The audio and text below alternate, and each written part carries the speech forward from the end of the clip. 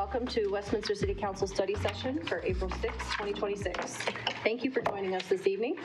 Please remember that our meetings are governed by the rules of decorum posted inside chamber doors. We ask all attendees to maintain a respectful environment. No disruptions, threats, or audible expressions of support or opposition are permitted.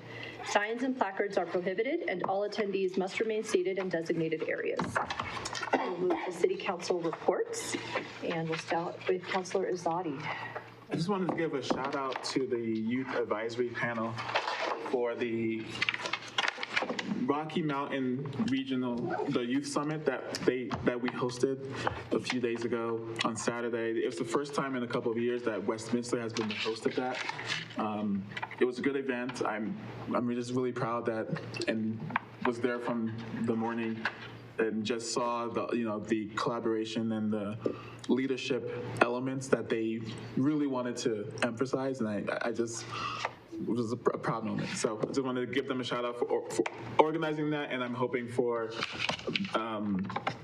bigger promotion of that in the future. I think there's opportunities that we can really push that so we can get more leaders from around the state to attend that from the Rocky Mountain. Thank you. Thank you, Councilor Hawk. Councilor Barajas. Thank you, Madam Mayor. Just wanted to highlight a few things.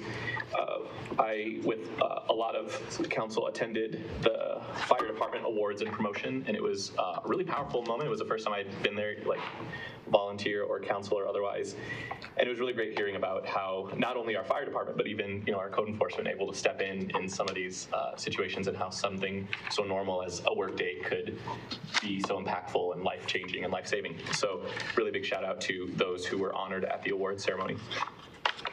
Today, this morning, I also got a chance to go to the Arbor Day tree planting with our Forestry and Parks and Rec Department.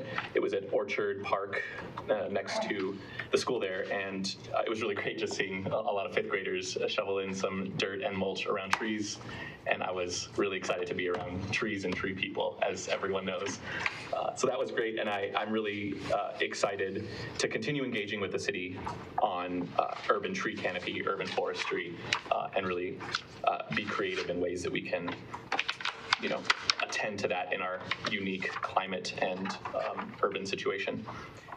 And just for info to this council, I've gotten a lot of resident remarks and questions around fireworks, particularly with the drought and dry grass and concerns around firework. I'm not taking an official poll on this, but I just kind of wanted to give council an update. I don't know if there could be a special request at some point, maybe if it kind of keeps on continuing from city staff, but just questions about wandering around fireworks, noise ordinances, and other things, and just the concern for particularly around fire safety. And that's the end of mine. Thank you. I want to pause there. Do we want to follow up now, or any thoughts on getting back to us? Mayor, thank you, and Councilor Barajas, thank you. We will get something back to City Council on fireworks in Westminster in light of the current situation. So I know typically each year as we approach July 4th, we send out information about fireworks.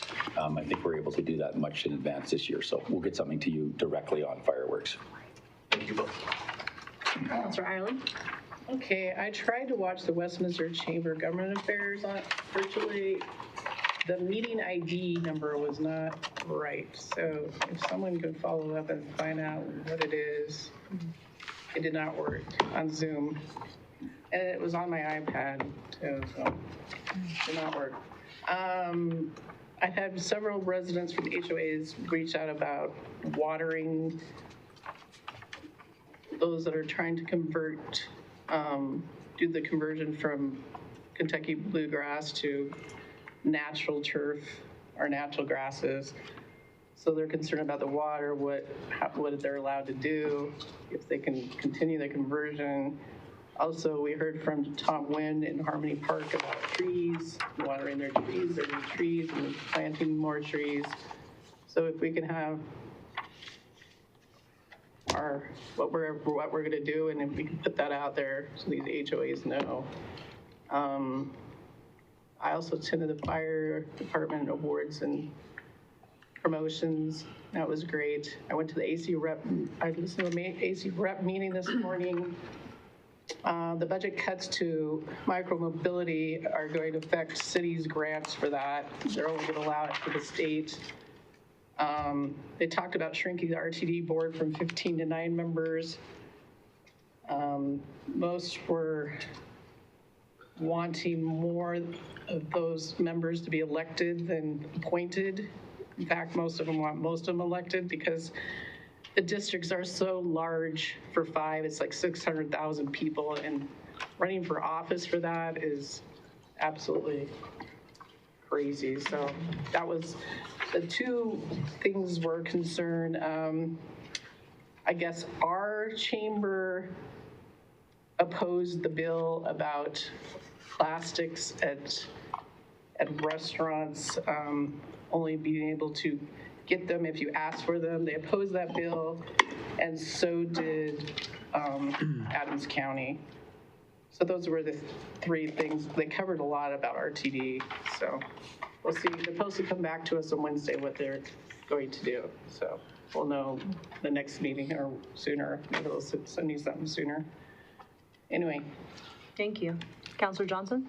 Yes, thank you, Mayor. I was not able to attend the Special Permanent Licensing Board, but I did touch base with the chair that things are going well, and they have a couple of important hearings at SPLB related to license non-renewals and revocations, so I will attend those and I'll update council because I know that's an important and relevant topic that we may hear about.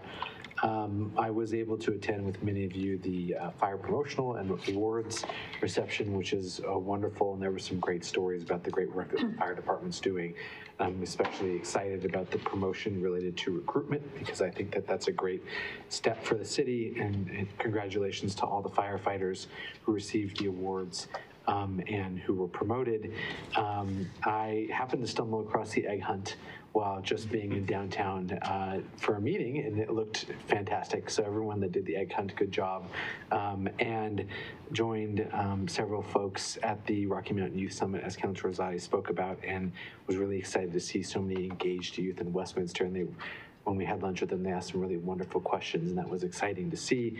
And finally, I got to spend some time with Councilor and Professor Barajas at the Arbor Day event, which is always great. Got my suit dirty planting some trees, which is wonderful. Thank you. Mayor Pro Tem DeMello. I had a Dr. Cog work session this past Wednesday. They were just going over the regional housing needs assessment and doing a bit of a work session with getting input from folks. So there'll be more coming on the other end of that. It's still in process. It's for their strategy, not the needs assessment. I don't know what I just said because I'm a little tired. So they are working on the strategy, which will be that next step for us, and we'll see how that, if that's something that we can nest into like we did with the needs assessment, but I know we have our own. I did have a question about, can I ask a question about so the report on the short-term rentals? I was just curious, I'm assuming we collected lodging tax on those before we required the licensing? Is that right? Or was that lodging tax only kind of officially collected with the licenses? So that's, I know. We do have staff here. We could answer that question for you, Council or Mayor Pro Tem. Sorry, I sprung that on you guys. I just don't have it on the writing.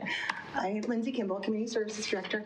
And just to reconfirm, to answer your question, you're asking, were they paying lodging tax before they were registered? Yes. No. Quick answer, we would have to have them registered unless they were operating using a platform such as Airbnb or another one of those, because they submit that accommodations tax on behalf of the host. Oh, okay. But otherwise, you'd have to be registered with us to know that you need to be paying this tax. And For us to be able to enforce. correct. Okay. All right, thank you. Yeah, it was a good amount of money that we were able to bring in. So, all right, cool. Thank you. Thank you. All right.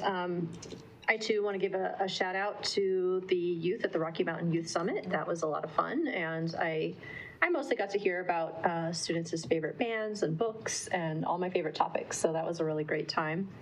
Attended with several other counselors, Barajas and Johnson, the waste diversion topic that staff presented for us, which was really informative.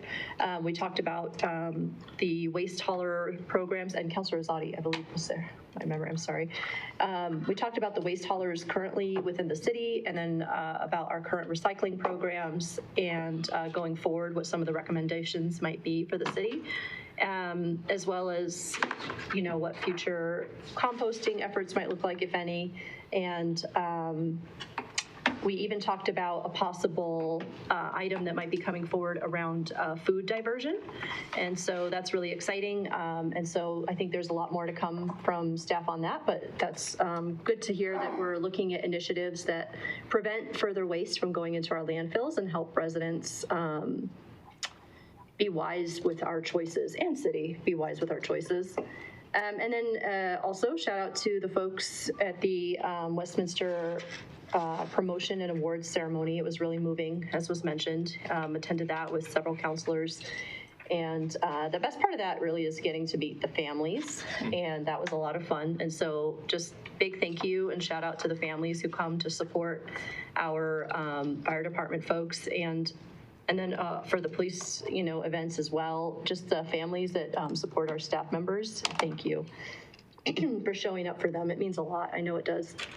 And I just want to mention that I was not able to make today's Arbor Day event, unfortunately, with work, but it is April, and I'm really excited about April because April has Earth Day, and it has our Great Global Cleanup, and the Great Global Cleanup is hosted by the city, and it's a week-long event in April where you can volunteer to clean up a neighborhood of anywhere in Westminster, your neighborhood or somewhere around the city, and you can help get other volunteers or your friends to do these cleanups, and that's just one of my favorite things to do. So I hope to see other people out this month around the city doing some of those cleanups, and it's a lot of fun.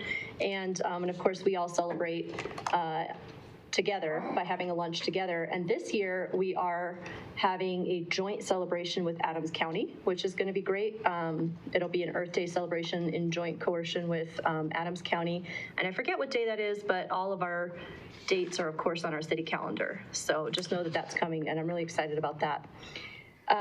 Metro Mayor's Caucus today with the Northwest Metro Mayors, we talked a lot about the RTD bill that Councilor Ireland mentioned, and there were similar concerns brought up, and so I know that we're having our legislative update this evening, and so I have promised back to them some notes on questions that we might have, because as was mentioned, there is a hearing on Wednesday about this bill, and they're looking for feedback on what it is that we need for clarification for us to take a stance if we don't take a stance, because many cities right now are in monitoring mode or in amend mode, and it's just, there's so much to talk about with this RTD bill, and I think personally most likely it's going to come back in a future session, but in the meantime we need to figure out where we're at and what kind of information will help us decide what we think about the bill. And then I just want to mention that I have received from different parties, folks around the city in the last week, phone calls and emails around the permitting process, mostly around personal home, trying to get their permitting process through. And so I trust that we have a great process by staff, but I'd also like to just know a little bit more about it for my sake and perhaps for council's sake. What is our process, and are there ways that we can streamline this so that folks are not, so that folks can effectively and efficiently get their designs and construction done on their homes? Because I know that we have to safeguard, of course, safety is our #1 concern, and yet I think folks have spent several $1,000s from what I'm hearing, and so just be helpful to know a little more about that before we make suggestions to change it. Okay, thank you. City Manager, do you have a report? I do, Mayor. So if I can get the first slide, and then on your last question around permitting process, we could, if there's council interest, we could set up a work session on that, an information sharing session. Just how is it structured, and then where do we get into situations where applicants get, caught up in the process and not getting their permits issued. Right. So we could do a backgrounder and then move through some of the common Q&A and challenge points if that would be helpful. And I'll just say, based on some of the extremely animated emails and phone calls I've received, I think that would help us better understand the process. But yes, is there an appetite just from a majority of folks to know more? 1, 2, 3, 5. Perfect. We have a majority, so that'd be great. Thank you. We will get that set up. And then, as always, when you get a specific inquiry about someone's specific challenge, do send that to me. And that does allow us to look into that one specifically and address a case-specific one, as well as the more general topic. We'll get that set up for you. Thank you. All right, I do have a brief report this evening, so if I could have the next slide, please. By way of city update, I do want to emphasize for our community that tomorrow night is our monthly community update, and a very timely subject matter for us tomorrow night, and that is focused on what's going on with our water supply and our city's drought watch, which goes into effect on April 15th. So I want to invite, on behalf of Councilors Barajas, Izadi, and Johnson, to join us with our subject matter experts tomorrow night from 5:30 to 6:30 p.m. at the Westview Recreation Center. That's an hour together. Our staff will share out information on our water, our snowpack, our water supply, and then what our drought management plan is, and what phase we're in now, and then what folks can do today moving forward.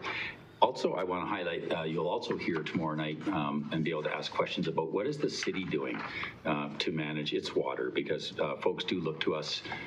We are a very large consumer of our own water, and I think also this is an opportunity to mention not all water is the same in Westminster. We're a very unique city in that we treat our wastewater all the way to irrigation level standards, and so a lot of the watering of our own facilities is actually done by recycled wastewater effluent, in other words, sewer water.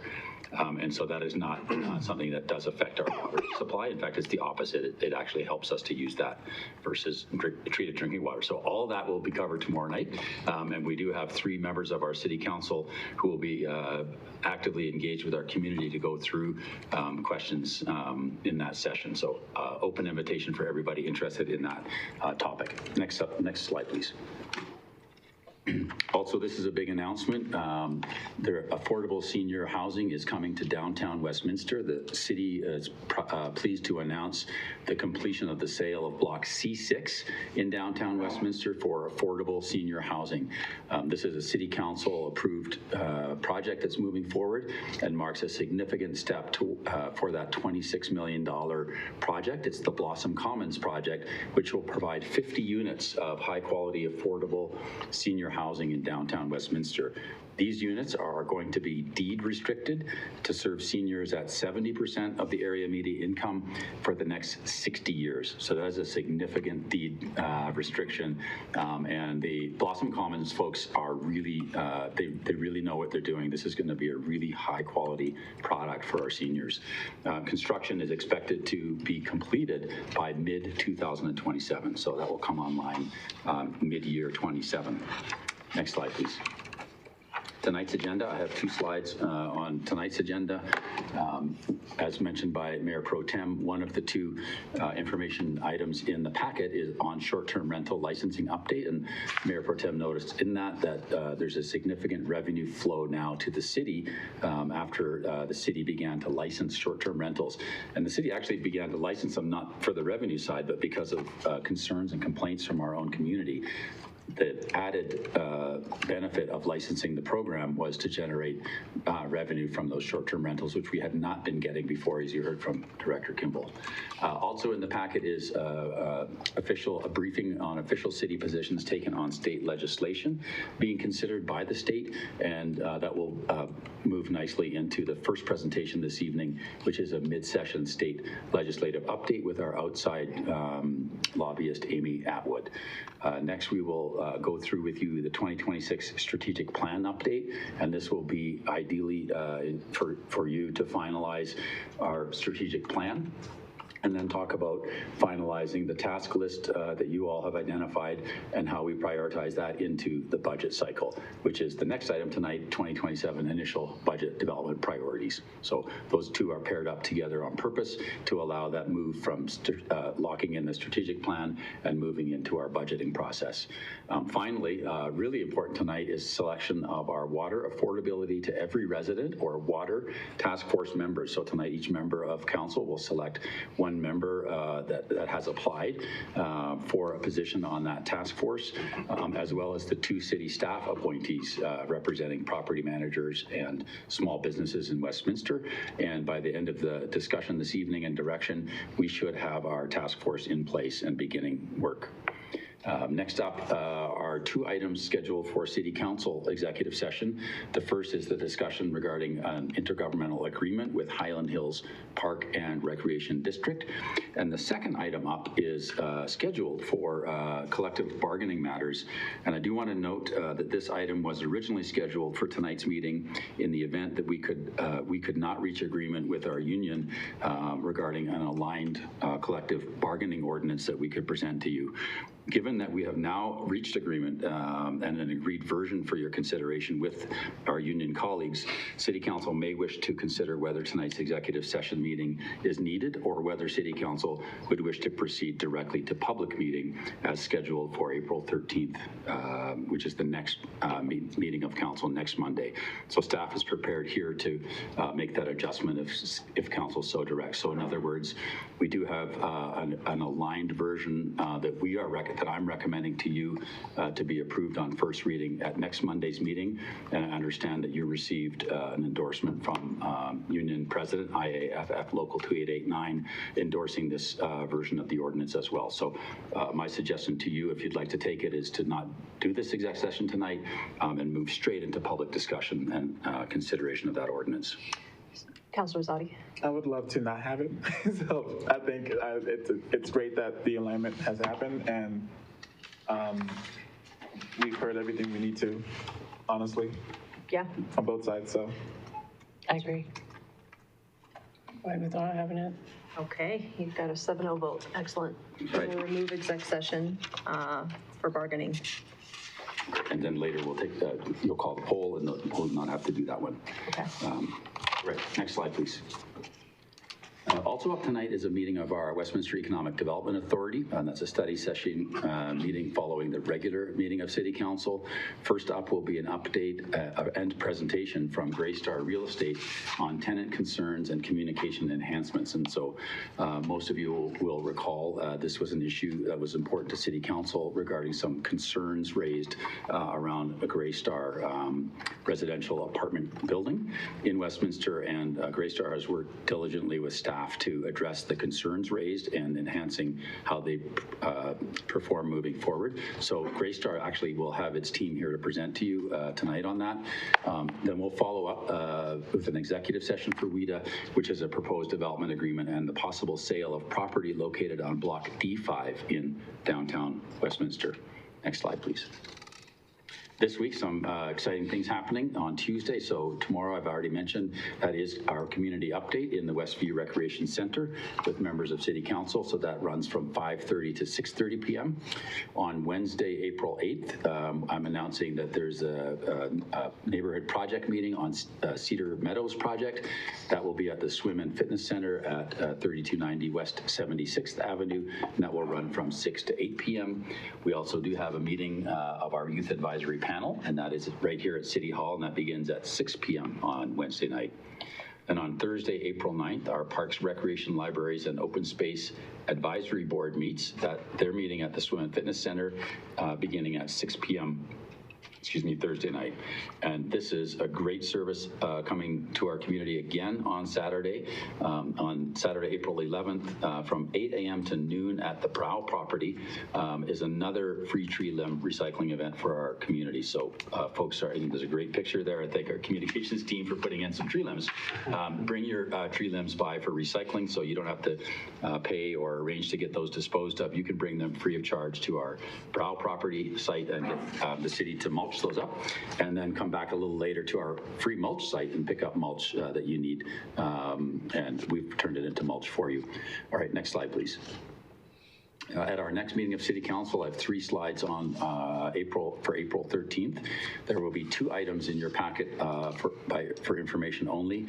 The first will be an update on our 2025 water conservation and efficiency programs, and the second will be an update on our 2025 water bill assistance program. So very timely and intended to coincide with the launching of our water task force. Next up will be 4 presentations. The first will be some employee service awards presented by members of City Council. Second up will be proclamation for National Volunteer Week. Then we will have a proclamation for America 250, Colorado 150, and Westminster 115 anniversaries. And so very, very big year this year. 250th for America, 150th for Colorado, and 115th for us. Next up will be proclamation for Arbor Day and Tree City, USA. And then on consent, there are a number of items, 11, 6 of which are second readings. Next slide, please. Under new business, there's a significant list. We have first reading of Councilor's Bill 15. That's regarding a lease agreement with Cloudbreak Energy, Colorado, and that's for that solar and energy storage project on city-owned property at 112th and US 36. Next will be first reading of Councilor's Bill 16 regarding an economic development agreement for the Origin Hotel in downtown Westminster. We have resolution number 10 regarding City Council's role in the approval of multifamily official development plans, and first reading of Councilor's Bill 17 to discontinue concept plan reviews. Next up will be City Council deciding on displaying a pride flag at City Hall and designing an official City of Westminster pride flag. Then we will discuss federal immigration enforcement at city properties and next steps with that. Finally, under old business is second reading of Councilor's Bill 13, updating the regulation of massage parlors. Next slide, please. As well as a new business item for our Westminster Economic Development Authority, and that will be resolution 249, amending the lease between WIDA and the Olive Garden in downtown Westminster. Next slide, please. So as always, reach out to us through Access Westminster. We continually strive to improve that as our primary reporting tool for the community. That's westminsterco.gov /Access Westminster. Also the free app on any of your devices, and our phone number always 303-658-2400, and our website westminsterco.gov. We have put up a new page on our drought management, so if you can't make the meeting tomorrow night on the topic, we do have a new website and web page up with lots of information about drought management in Westminster and our water supply. And then finally, as always, track where your money is being spent at the City of Westminster by looking at our transparency portal, westminsterco.gov /903/transparency. That's all I have, Mayor. Thank you so much. Council questions or comments? Councilor Hott? Yes, on Wednesday, we also have the Inclusivity Board meeting, correct? Should be. Yes. Councilor, let me just confirm for you. That may have just gotten missed on that slide. When I say me, I mean the city clerk. Yes, there is an Inclusivity Board meeting that evening. Okay. What time, Abby? It is at 6 p.m. So on Wednesday night, thank you, Councilor, there is an Inclusivity Board meeting that begins at 6 p.m. right here at City Hall. Thank you. Thank you. Anyone else? Okay, well, I have a couple questions for you. Thank you for creating a drought page. That was going to be a request/question, so thank you. The update on the fireworks, I'm assuming that can be added to that page, just because I feel like that'll be a pretty common incoming question. Mayor, thank you. I'll get the information out to Mayor and Council, and then we'll post similar information on our website. Perfect, thank you. And then following up on the city celebrations, I had asked late last year and it was too early to know, but are we planning anything for the U.S., Colorado, and our city's birthday? Are we doing anything different or anything on July 4th perhaps with our plans? Mayor, thank you. I believe that is what staff would like to review with City Council at our next meeting when we talk about this. So thank you for the question. We'll prepare for that for next Monday's meeting. Okay, thank you so much. Okay, that brings us to this evening's presentations. City Manager, would you please introduce our first presenter? Yes, I think we have Teresa Boko and Amy Atwood.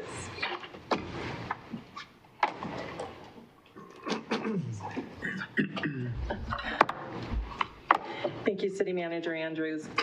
Good evening, Mayor, Mayor Pro Tem, and councilors. My name is Teresa Boko. I'm a policy and budget coordinator and a lead for the city's state legislative program.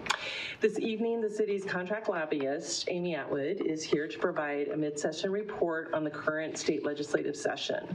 We request that council hold questions to the end, at which time we'll be happy to field any questions that you have. So with that in mind, I'll go ahead and turn it over to Amy. Thank you. Good evening, Amy Atwood, contract lobbyist with the city. So session started January 14th and it ends May 13th. If you remember, session is 120 days and we're about 2/3 of the way through. We've had 571 bills introduced so far, and that's lower than usual at this point, and that's because of the budget and the budget situation with the state. And the budget is the most pressing issue this session. It is taking up what feels like all the oxygen in the room. So the state came into the year in a deficit, and it's not that the state isn't getting more money in this year, more revenue in this year than last year. State is definitely bringing in more revenue, but expenditures are far outpacing the revenue that is coming in, and it's being called a structural deficit. So, which that also means, if you heard last year, we were $1 billion in the hole. This year, we're $1 billion in the hole. And the next couple of years, we probably will be as well. So it's not because the revenue isn't coming in or that we're $1 billion short on revenue. It just is those expenditures have outpaced. And Medicaid has been one of the big spenders, that it has grown faster than our state budget could grow, and so, or has grown. So that has really played into this as well as programs that were started with COVID dollars that have continued on, even though the COVID dollars were one time. There was thought that there would be money in the budget to continue these programs, and now that we've hit the cliff, and we saw the cliff coming, legislators saw it coming, so this isn't news that we were going to be in this position, but now we are in the position of having to make really hard decisions when it comes to the budget. So how do you close a $1 billion gap? The first thing is to reduce the state reserve from 15% to 13%. So that saved about $300 million out of that $1 billion. Then another big chunk, like I said, was Medicaid. And so through provider rate cut, actually, they're not being kept level. Providers are not being kept level from last year. They're being reduced by 2% in their reimbursement rate.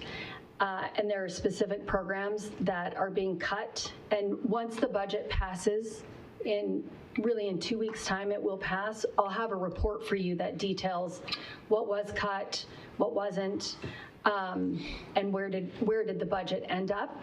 And then, so that's another $350 million. And then the last $300 million was through line by line cuts. Different programs, every department had to come forward with a cut. At least a 2% cut is what the governor asked each department to come forward with.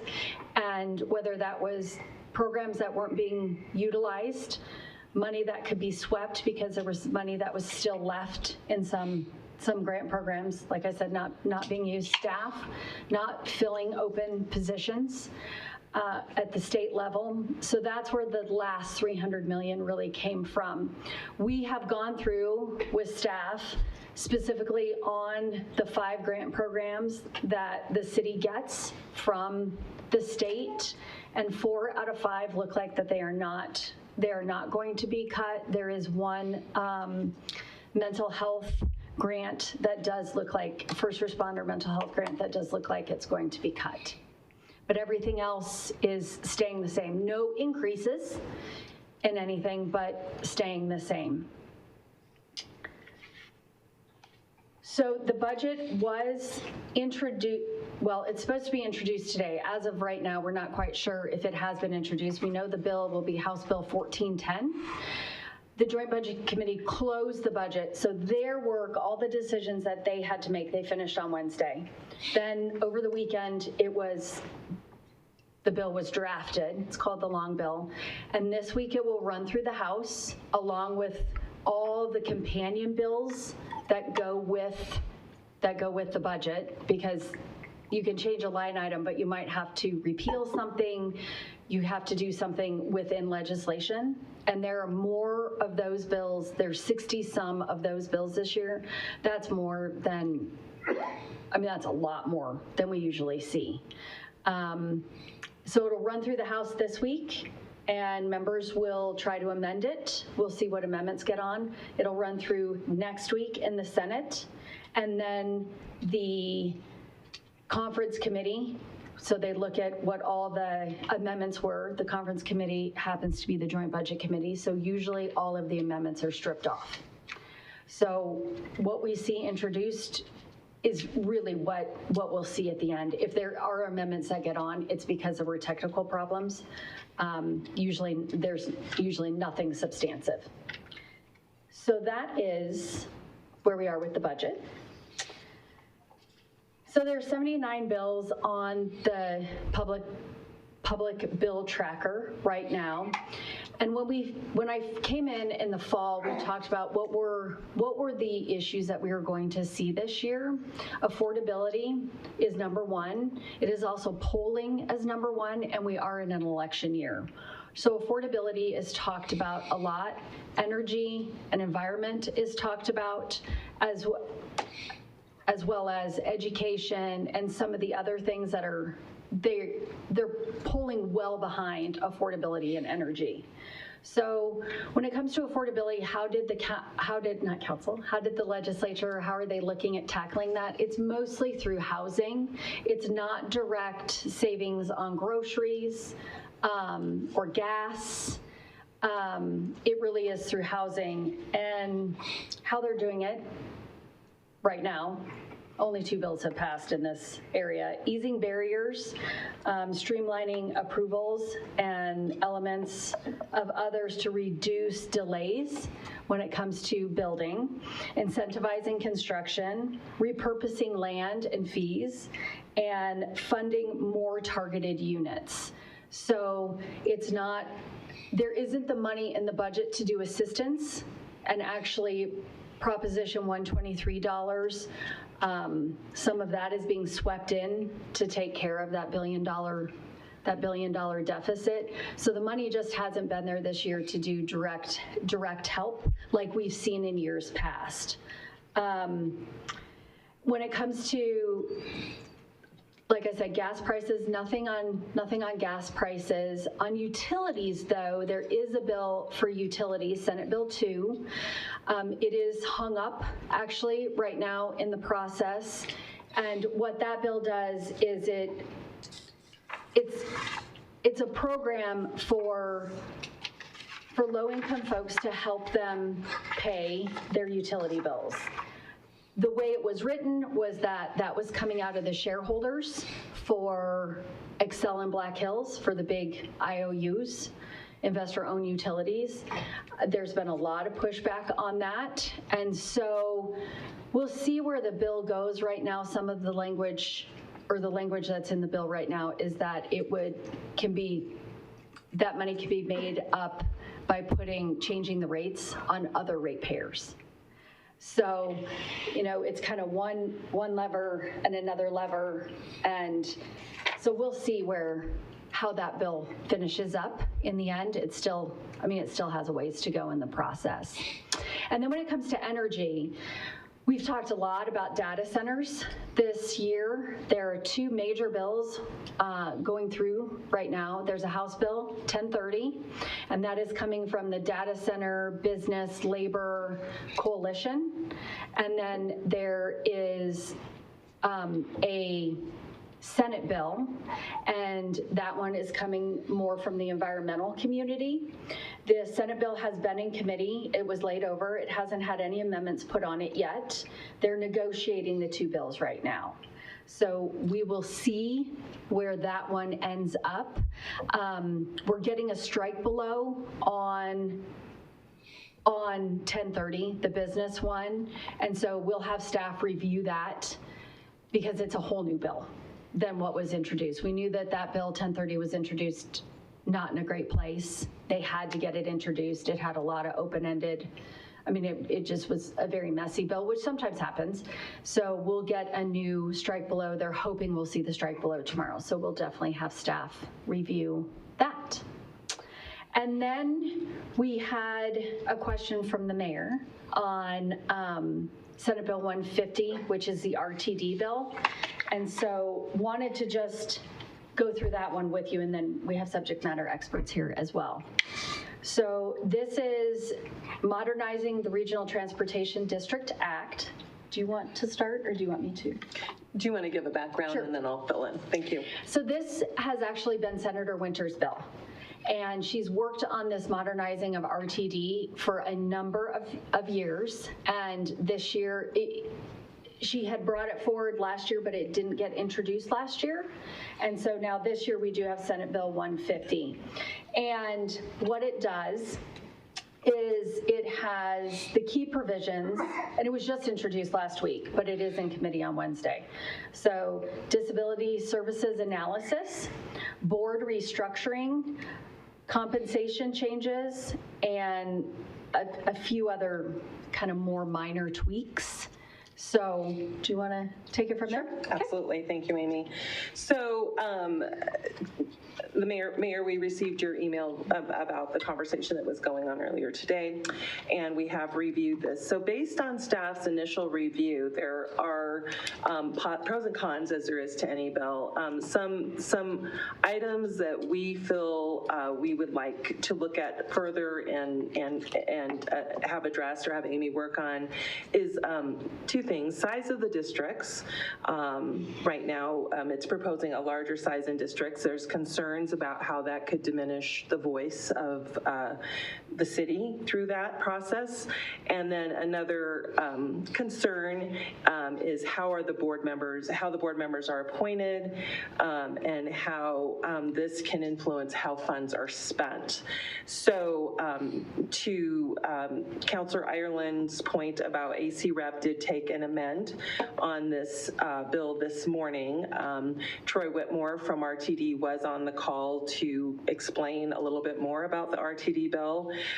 It's our understanding from that conversation that RTD will discuss it in a special session and likely take an amend. That's not official, but likely take an amend. And our staff is continuing to dive deeper into this bill. It has a lot of complexity to it, a lot of different moving pieces. So there's a couple of ways, and we would obviously defer to council. Mayor, if you'd like to open up the conversation, certainly for these reasons, staff would like to make a recommendation of amend on this, and for Ms. Atwood to take these specific items and see how they can be addressed. Certainly our other way of handling things is to tee up a position paper, send it out by email so you all can take a look at it, and then we can take a position that way. Again, the hearing is this Wednesday, so it has some time sensitivity. So Amy, unless you have anything else, I would just open it up at this point. for council. Thank you. And just to thank you for that, much appreciated. And so I do have a list of certain questions. So like I said, the Northwest Metro Mayors, we decided today to hold off on a position until we all went back to our respective councils and discussed it because there were so many mixed reviews. Some folks were for amend, some were for monitor, it was all over the place. And so I have a few questions that they're hoping, our lobbyists there are hoping to get feedback from this council on so that we can specifically address our thoughts on those. So I'll list some of those out. But then also for transparency, I had a meeting just this morning with one of our Adams County commissioners, Julie Mullica, and she offered the fact that Adams County has provided an amend position on this as well. And I haven't forwarded that email yet, but for council's awareness, this is just something that is currently being discussed, I'd say, across the metro region on how we approach it. So it's very high on folks' radar. So some of the different items that we're hoping to discuss are thoughts on current writers. So right now they're discussing making the current ridership a required factor for the redistricting. And so for cities like ours, which are outside Denver, our current ridership is pretty low. And so that could be a concern as us not being represented as well, because obviously it's a chicken and the egg scenario, but Denver would probably have some higher representation because they would be basing it on ridership. And so that's one item of concern or a thought that we might want to give feedback on. And I'll just go through a few of these and then let folks stew on it. And then obviously going from 15 electeds on the council to 5 electeds is something that is a major concern for, or a topic. Are we okay with the fact that the districts are going from 200,000 people to 600,000 people? And then there was discussion around, again, as Councilor Ireland mentioned, who can run a campaign like that, running for 600,000 people? Who is it that is capable of spending that kind of money? And then along with that, the changing in restrictions on signatures to get on the ballot would change from 250 signatures to 1,000 signatures. And do we think that that makes sense for these positions, especially for the RTD, which is, I would say, somewhat relatively unknown or minor elected position. So we're really changing requirements for folks to get on these ballots. And then what are our feelings or thoughts about the governor being the one to appoint 4 members? Now, from my understanding, the thought there is that he would be, or they, whoever, one day it'll be a woman, will be appointing specialists. So they're trying to appoint people instead of it being all elected, because electeds might have a background in the field and they might not. But the idea is to make sure that they are appointing people that have a certain background in this. However, it might not be representative of our area, and are we being heard, again, is the issue there. And then on that same note, so Dr. Cog currently in the bill is appointing 2 of those 4 people that the governor is going to be appointing. How do we feel about that? And do we want Dr. Cog to maybe appoint all 4? Or, further discussion on that. And so those are just some of the different items. And then there was also, somebody brought up compensation. So there are compensation changes. I don't have those numbers, but if you do, that would be great, yeah. So thank you. So the numbers are, it's going from, the board member salaries will increase from $12,000 to $36,000 annually. And the chairperson's salary set at 150% of that amount, beginning with those elected or appointed in 2028 or later. Thank you. And so it was brought up that perhaps this was maybe a goal so that those on this board would be doing this full time. However, is that a full-time salary? And of course, a lot of folks said that it's not. And so what is the goal here? And should we be making this a full-time salary? And so again, up for discussion and thoughts.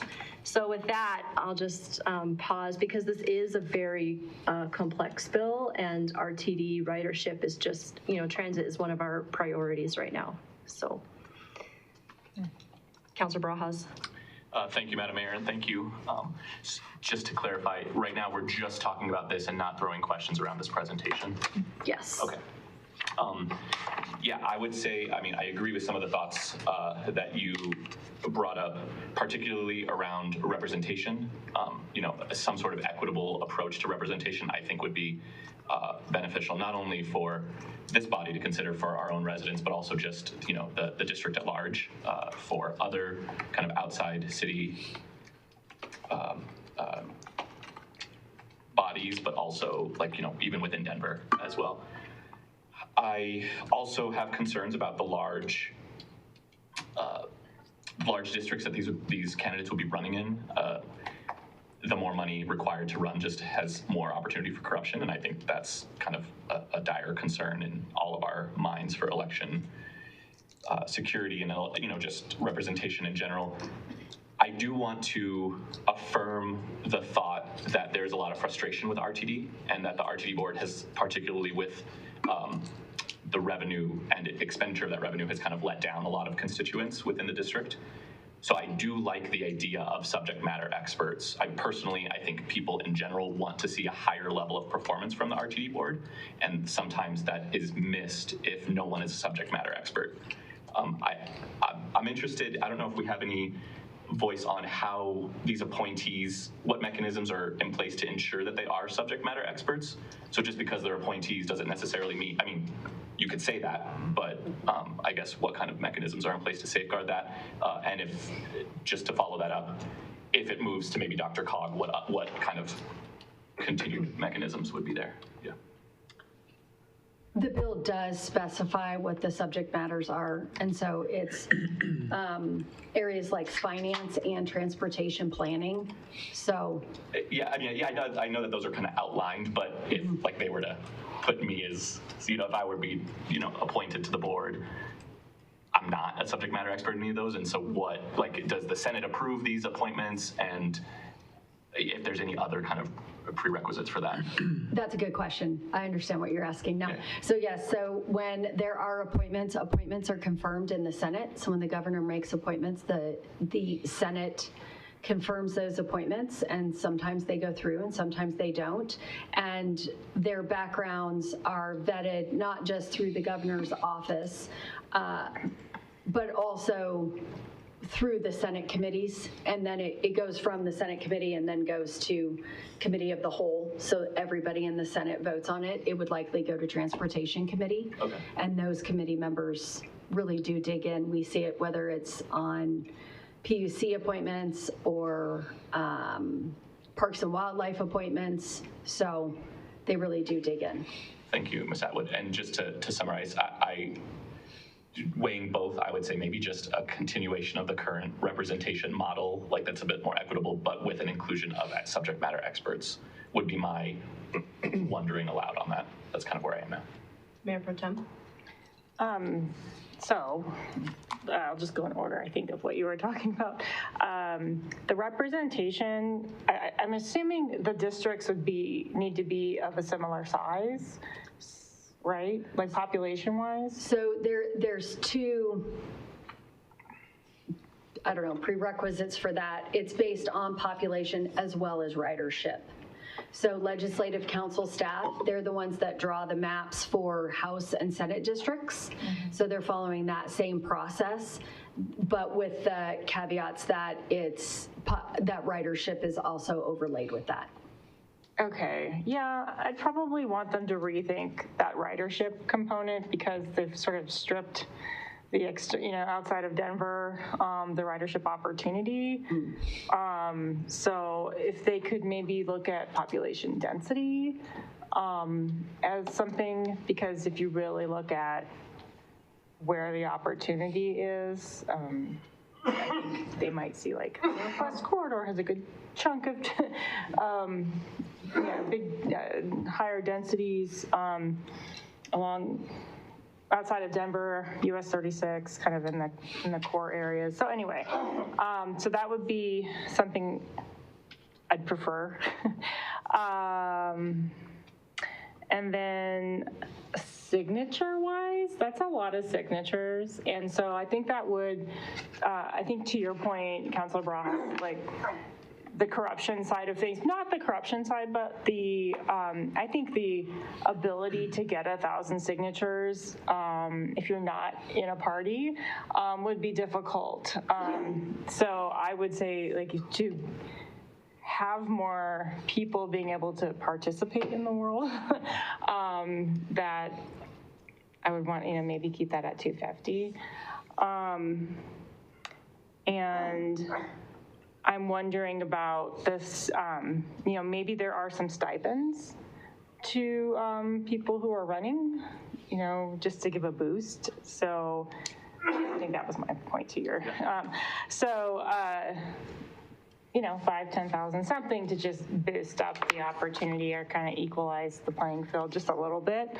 And then, I'm a fan of Dr. Cog making the appointments or having some say in them because it is a pretty diverse body with all the different cities kind of weighing in. So I think that would actually be a good way to vet.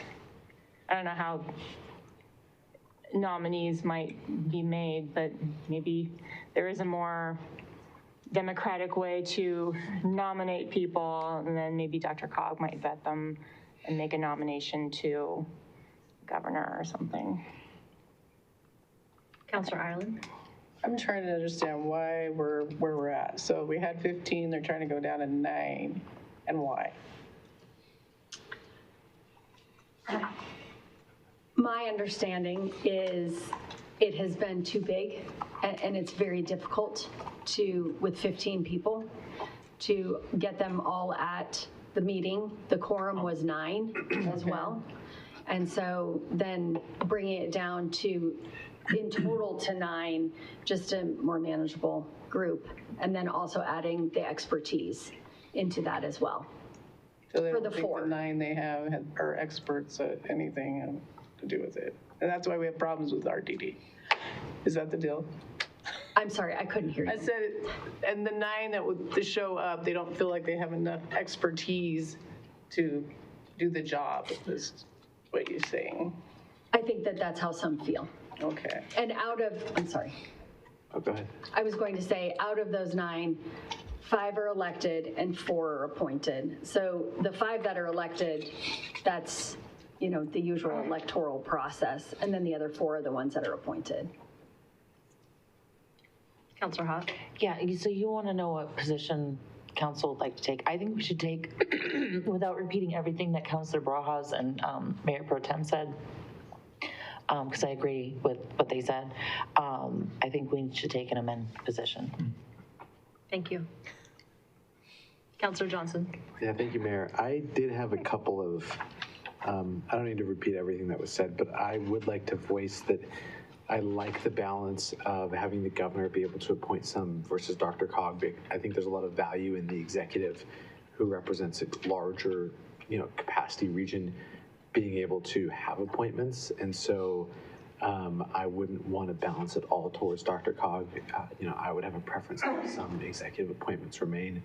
And then to the kind of amend position, I agree with the amend position. What I would say is that there are a lot of chefs in the kitchen at the Capitol related to this work and advocacy that's being, going on. And so it may be helpful to recommend to our contract lobbyists that, amend and don't spend unnecessary resources lobbying positions ahead of the RTD board itself, our counties, and some of the other major players at the table so that we can conserve our lobbying resources for when it's useful. And not necessarily need to get out in front of others on this, because there are a ton of really influential kind of conversations and lobbying that's going on for this bill, and we have finite city resources. So kind of amend, lay out our plan, and then hopefully give our team, Teresa and Amy, the leverage they don't need to engage unless they feel like we add value to the conversation there. Thank you. Yeah. Any other thoughts? Oh, Councilor I'm Ireland. for amend, but I think there should be more elected. I think there should be 7 elected, 2 appointed, probably by Dr. Cog. I don't think the governor should be deciding. I think they're more close to what's going on than the governor. Thank you. Okay, so this was really valuable. This is all feedback. I know there's a lot of folks listening. Councilor Johnson, to your point, I think that's fair for this position. And then, you know, of course, reminding council that our positions on these bills, especially this one, affects all sorts of other committees, right? It affects our position on Dr. Cog because it's going to come up there. It affects the position we're going to take on the Metro Mayor, on the Northwest Metro Mayors, probably also on both of the mayor's boards that I'm on. And so, you know, those folks all have lobbyists of their own. And so our feedback goes into that collective narrative about what it is that our region would like to do about this. So that's why it's so important. Thank you. And then as far as the presentation, I'll pause there. Any thoughts or questions on that? Step one, can you list the 5 state grants that we get? Yeah.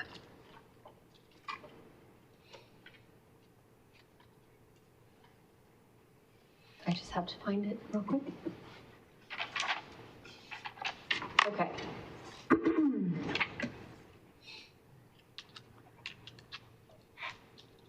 So the grant name Co-Responder Services Program, the second one, High Visibility Impaired Driving Enforcement, Westminster Peace Officer Mental Health, Westminster Peace Officer Mental Health. And then there is a state grant for libraries that we get money from, and then also State Noxious Weed Grant Fund. Thank you. Yeah. Mayor, may I clarify, I apologize, going back to the RTD bill, is it council's desire on the conversation this evening that we have an amended position, an official amend? Okay, just Thank you for clarifying. So yes, I heard a majority say that, Okay, but I do want to provide the opportunity. Was there anyone who wanted to voice an alternative? Okay, yes. Thank you. Okay. Appreciate you. Yeah. Thank you for your time so this much. evening. Thank you. Thank you. Okay, City Manager, would you please introduce our next presenter? Thank you, Mayor. The next item up is the 2026 Strategic Plan Update Review, and our staff lead is Chris Lindsay and Aaron Farrier.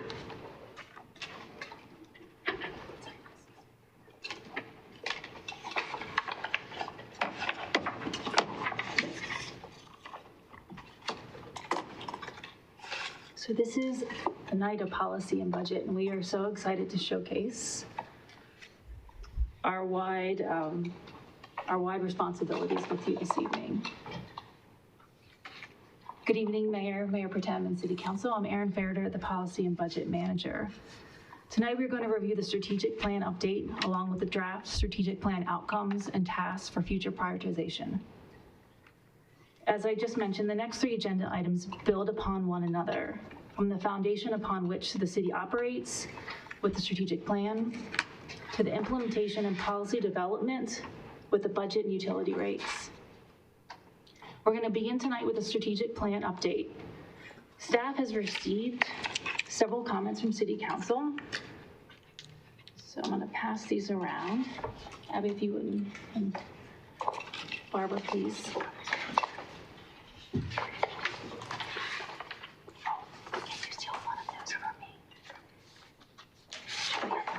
Thanks. What you'll see, this is the attachment that we shared as part of the memo, but we wanted to capture the feedback that we've received in the last 24 hours to streamline, thank you, and make our review more condensed. Once we go through these items and have consensus or have majority in agreement, please know that staff will begin to work on the visual representation of what this plan will look like. If we start with our update, we've got 4 major decision points that we will walk through. Our vision statements, mission statements, the guiding principles, as well as the strategic priorities. But let's begin on page 1 with the mission statement. The current mission statement is, the City of Westminster provides high-quality core services and fosters resilience to promote a safe and thriving community. There were 3 options that we're asking City Council to consider. I'll read them. The first is the City of Westminster provides high-quality services and fosters resilience to promote a safe and thriving community. The second, the City of Westminster provides high-quality services, responds to evolving community needs, and fosters resilience to promote a safe and thriving community. And the third, the City of Westminster provides high-quality services and responds to evolving needs to promote a safe and thriving community. I'll go around. Councilor Zadi. Thank you, Mayor, and thank you for pulling this together. I know it was a lot to stitch in the last minute. My preference here for the mission statement is number 2, mainly because I think option 1 is too static. It only focuses on delivering services and not adapting to evolving affordability, specifically pressures. And option 3 removes the word resilience, which weakens the long-term affordability and all that we've been talking about. 2 just seems more holistic. Thank you, Councilor. I like 2. Okay, thank you. Councilor Barajas. I'm a fan of 2. Okay. I like 1, it's more short and succinct. Okay, thank you. I prefer number 2. 2, okay. I know it's longer, and I hemmed and hawed over it as well, but number 2. Sounds good. Okay, well, without even my input here, I think you have a majority, but I also like 2. Thank you. Yep. Turning to page 2. Our current vision statement is Westminster is a city of beautiful, safe, well-maintained neighborhoods and destinations with a vibrant, diverse economy, rich and resilient environment, and a strong sense of community and belonging. There are 3 options we're asking City Council to consider. The first, Westminster is beautiful and safe with well-maintained destinations, vibrant places, a diverse economy, resilient environment, and a strong sense of community and belonging. The second, Westminster is a city of beautiful, safe, well-maintained, and vibrant places with an affordable and diverse economy, an inclusive community of belonging.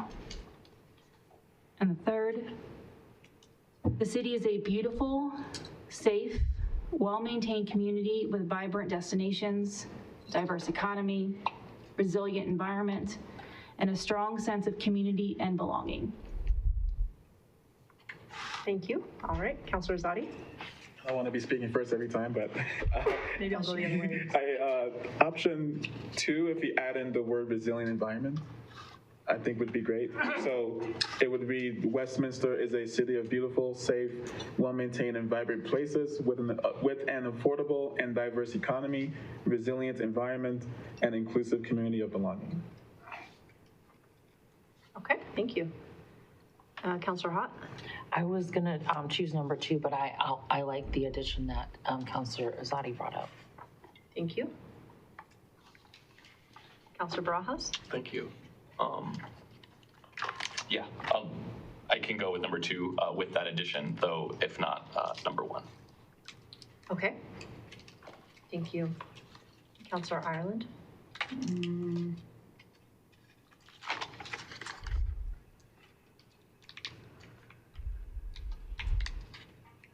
I think I'm a number 3. Okay. Thank you. Councilor Johnson. Number 2 with the addition that Councilor Zadi made. Okay. Mayor Pro Tem. So I originally liked number 3 best because it did have the resilient environment in it, but it didn't have inclusive in it.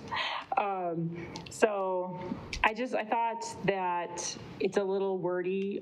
Westminster is a city of beautiful. Can't we just say kind of like number 3 is West? Of course, it says the city, but Westminster is a beautiful, safe, well-maintained city or something. I don't even know. Like it. Anyway, maybe a little bit of wordsmithing there. I guess Westminster's a city of beautiful, safe, and I mean, I guess I can get behind number 2 with the resilient. I just thought the phrase inclusive community of belonging was awkward. And so if maybe there's just like and inclusive community, period. I just thought it was an awkward phrase. If you allow, I had similar thoughts, and so if I can read what my thoughts were, and otherwise we can go with the above. But so I had reworded number 3 with Westminster is a beautiful, safe, well-maintained community with vibrant destinations, a diverse economy, resilient environment, and a strong, inclusive community. Oh. I can get behind that. Councilor Barajas. I would be willing to hear what other councilors think of this, but one of the reasons why I appreciated number 2 was the explicit call out with affordability, and that wasn't in your statement, and I don't want to wordsmith your wordsmithing, but I could get behind that if like affordability was or included like in the diverse economy as well. I don't not that if you're open to that, but if not, I wouldn't, I guess, be With an affordable, diverse economy. affordable and diverse economy. Mayor Pro Tem. Oh, I read that, and while I respect the desire to have affordability in there, the phrase affordable economy just in itself seemed weird. I would think it's more like an affordable city if we're trying to go for that versus an affordable. I'm sorry, I'm picking apart the grammar, but these phrases are a little weird. If we could clean it up, I don't mind keeping the word in there because it's a good vision element to have. Councilor Hott. I would like to stick with number 2 because I feel like we're taking a lot of what number 2 has and putting it in number 3. So I would like number 2 again with Councilor Azadi's addition, and then maybe we just wordsmith the inclusive community of belonging the way that you had just said it. For number 3, yes, because I would still like to keep it number 2, because I feel like we're pulling a lot of number 2 into number 3. So again, number 2 with Councilor Azadi's addition, and then maybe just wordsmithing the inclusive community of belonging. Okay, thank you. Councilor Azadi. Yeah, so I agree with the awkwardness of the inclusive community of belonging, if we can wordsmith that. The thing about number 3 is it has the word destination. I think that's the only difference, right? I like Councilor Barajas' suggestion of just using an affordable and diverse economy. So to Councilor Hott's point, it is just moving all of 2 into 3, so we might as well just keep 2 and add in what's missing from 3 into 2. But I'm good either way. It's just as long as the word affordable. So the reason why I like 2 is it's the only one that has both the affordability and inclusion piece, right? And removing, so long as those keywords are in there, I don't really care which one is used because they're really the same thing. As long as you have the inclusivity, affordability elements. Thank you. Do we have what we need? Do you want? Can I read it back to you just to make sure I'm on the same page? So I'm building off of number 2. Westminster is a city of beautiful, safe, well-maintained, and vibrant places with an affordable and diverse economy, resilient environment, and a strong, inclusive community. I think that was it. Yeah, okay. That's good. I got, okay. Mayor Pro Tem. I'm so sorry. I'm one last stab at just trying to remove affordable economy because I don't know what that means. But we could move affordable into the last phrase, an affordable, inclusive community. Just saying, it makes me feel better. However, I'm not gonna die on the hill. Councilor Ireland. I think the vision of affordable is great, but I don't think we are affordable. So you can say telling people we're affordable is not really true. Well, this is the vision statement. Well, it's vision, but Right. currently getting there is a difficulty. Councilor Barajas? The only, I mean, if we're taking another stab at it, would affordable make sense in the preceding clauses, like, or I don't know what the right grammar statement there is, a beautiful, affordable, safe, like something? I know, I thought about it, it just got really long. It was Yeah. like 4 things in there. Yeah, okay. I know. I mean, I'm, as long as it's included, I am okay, because to Councilor Ireland's point, that, like, I'm looking, like, this is the vision that we want to see for the city, and so I think it is important to include it because it's not currently there. Like, we are not there as a city. So, I'm fine as is, but if we do need to move it just to like get complete buy-in, I'm open to that as well. Councilor Zadi? Yeah, so I'm open to moving the word affordable to that final. The first clause really are just descriptors of the word places, Yeah. right? Those are all describing that, all the various adjectives of places, and which is, we're trying to be, placemakers and all of that, right? But the second clause refers to the economy, so it does make sense to move that away because it doesn't make sense to have an affordable economy, right? So if you keep that as diverse economy, the second clause, and then the last clause being an affordable and inclusive community, makes it cleaner. Okay. All right, I'll read it one more time just to go through it. This is important. This is our vision statement, so we need to take the time. Westminster is a city of beautiful, safe, well-maintained, and vibrant places with a diverse economy, resilient environment, and an affordable and inclusive community. Yes, and if I may, this came very late, so feel free to veto since we're close to finished. But I realize the word connected is not in there.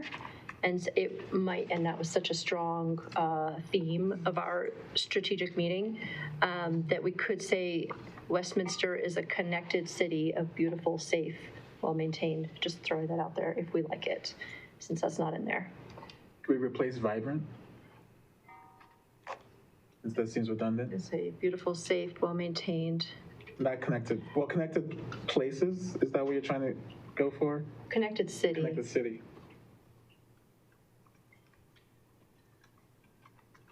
Yes, Councilor Barajas. Just while people are thinking, I love it. I'm glad that you brought that up. I didn't want to kind of have too many asks. I'm okay with it, just like it's the only adjective before city, and so it maybe is a little, I don't know if that's where some of the hesitation might be coming from. And I wish I would have thought of it earlier so I could have wordsmithed it more carefully. I do like the including How it about somewhere. well-maintained, connected, and vibrant places? Yeah, I like that. Okay. See several head nods. I don't know if there's any. It's a lot of It's adjectives. a lot of words. It's a lot of words. adjectives. I don't know what I want to take out. I don't want to take out anything. Yes. But I appreciate the specific call out. Thank you. Okay. Okay, so we will add connected. Westminster is a city of beautiful, safe, well-maintained, connected, and vibrant places with a diverse economy, resilient environment, and an affordable and inclusive community. Brilliant. Okay. It's very long, but it captures everything. It's the vision. All right, turning to page 3. During the strategic plan workshop, we made an adjustment to the strategic priorities and added organizational vitality as the 8th guiding principle. Just want to confirm that that is still the direction and desire of City Council. Any thoughts? Councilor Zadi? I'm good with that, but I have one edit. That's not one of the decision points. Okay. To number 2, if we can include the words workforce stability. So responsibly manage all of the resources entrusted to our care to support the city's financial well-being, workforce stability, and meet the needs of today without sacrificing the ability to meet the needs of the future. Any thoughts on that? I like it the way it is, so. Okay. Councilor Hott, I like the edit. any other thoughts? I like the edit. Okay. We need a majority here. Okay, all right, if we can insert that. So just to make sure I heard you correctly, Councilor Azadi, responsible management of all the resources entrusted to our care to support the city's financial well-being, comma, workforce stability, and meet the needs, or is it well-being? Yes. Okay, yes, okay. We can make that addition as well. All right, so turning to Yeah, any other, Councilor Barajas? Just on the question of the 8th added, can we just, can I ask for a little bit of historicizing from those who maybe have been here? What I heard at the strategic planning meeting was that that this was critical kind of maybe a few years ago. Am I like making something up? Councilor, may I interject? Because I was going to add when Aaron introduced this. What council, I believe, directed at the workshop was organizational vitality had actually been a strategic priority. Okay. So remove it as a strategic priority because of what you just said, Councilor, and instead move it into a guiding principle. So take it down into this level of being a principle versus a priority. Okay. Thank you for clarifying. Thank you. It's not taking it down, it is embedding it. It's embedding it permanently into our culture, yes. Okay. We appreciate that framework. Turning to page 4. Now we will begin with each strategic priority. You'll notice more of the red revised options or alternatives that were proposed by your colleagues. We'll start with the priority in the description. Strategic priority 1, opportunity to thrive. Promote affordable living and stable housing, access to services and connected neighborhoods that foster access to opportunity and prosperity. Underneath that priority, there are 4 proposed priority objectives, still at the higher policy level, but to give a little bit more framework to the implementation of that priority. So for the first one, I'll give you a moment to read the proposed in black and then the alternative version in red and see if there is a desire for one or the other.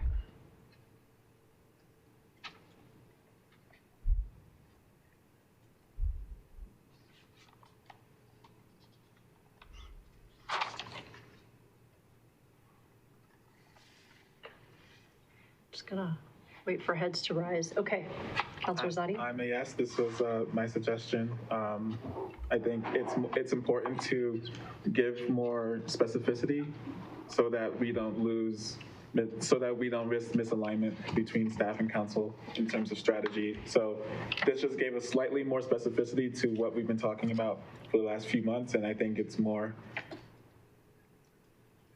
acceptable to the community when they read it.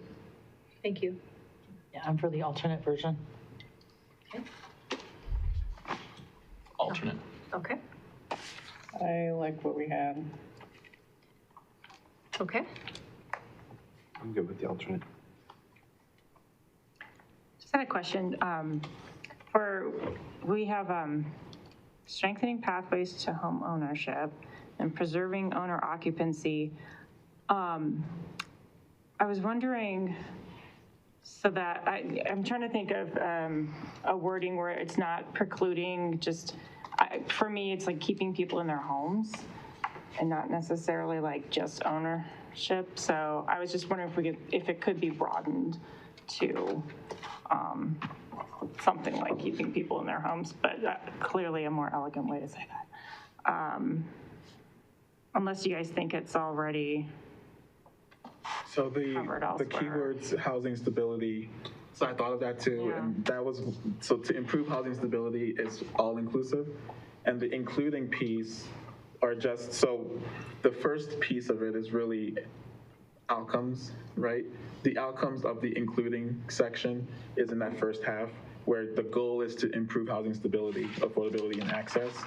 And some of the ways, it's just some of the ways. So the word including is not everything, it's calling out the specific things that are kind of the minimums from a prioritization from this council standpoint that staff needs to look into, but it should include much more than what is listed. It's just the minimum requirement of making sure we do those things. But I would say that the housing stability piece is inclusive of that, and preserving owner occupancy is to that too. And you also had in here supporting, can we say renter instead of renters stability? Renter stability? Yep. Okay, because that, I guess, is maybe where I'm thinking, like, I just want to make sure it's trying to keep people in their, like, big picture, try and keep people in their homes, whatever the tenure. Okay. Any other thoughts? Okay, looks like we're all okay with that. Okay, moving on to 1.3.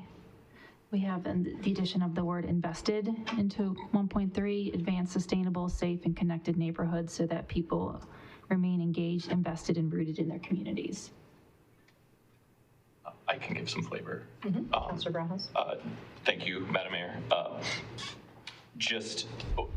I like the idea invested. We have talked a lot about in this body about economic connectivity, and I think invested just kind of offers that opportunity to explicitly name people spending money locally, just particularly naming spending, like expenditures locally. Thank you. Thank you. Councilor Hott? I'm good with the addition. Okay. I'm good with it. All right. Got a lot of thumbs. Okay. Mayor Pro Tem? I'm good with it. I just, there is, I think in this section, okay, I didn't send anything in, I'm sorry, but I wasn't sure where to put it, but I'm wondering if it goes in here, and maybe I'll just like leave it out there, and maybe we just think about where it might go, but I didn't see anything that was really specific to transportation, mobility, first and last half mile, a little more explicitly saying that. So unless I lost my mind while I was reading this yesterday, but so just putting that out there, and maybe just if you guys agree and are just thinking, as we're going through this. So personally, I agree. I'm just not sure where to put it. Yeah, exactly. So I might just hand that to staff.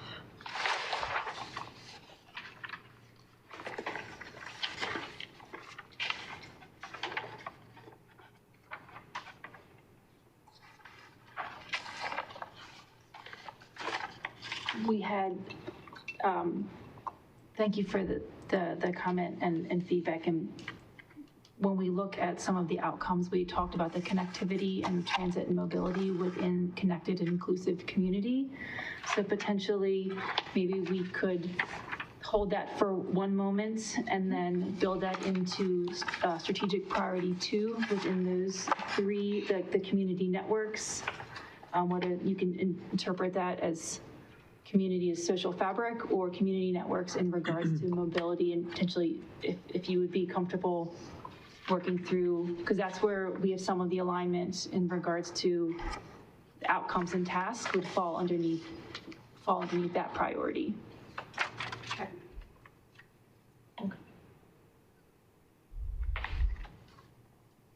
So moving on to 1.4, there's an alternative version proposed for that priority objective description. Is there a preference for one versus the other? Councilor Hott? I like the alternative version. Councilor Barajas? Can we just read it out loud for the record? Oh, absolutely. The current that's initially proposed is improve economic mobility for residents by focusing on affordability and accessibility to enable residents to achieve long-term financial stability. The alternative version proposed is improve economic mobility by reducing essential household cost burdens, including childcare, utilities, groceries, and other cost pressures to support long-term financial stability. Excuse me. Thank you. And I'm okay with the alternate. Okay. I like the original. Okay. Mayor Pro Tem? I do agree that that 1.4 as it's currently written is a little vague. I'm sorry, hold on, I'm sorry. I'm wondering if the language we use is, when we say improve economic mobility by reducing essential household cost burdens, we're kind of assuming that we are able to reduce like utility costs. And I don't know what other cost pressures. I'm just wondering if maybe we focus more on reducing the impact of household cost burdens, including childcare utilities, because that gives us a little more latitude in terms of, you know, if we can't control for the cost, maybe we're working to achieve reduced grocery costs or something through economic development efforts. So I'm just trying to, this seems like we're kind of specifically like reducing the costs, where I think what we're trying to do is reduce the impact of these higher costs of these certain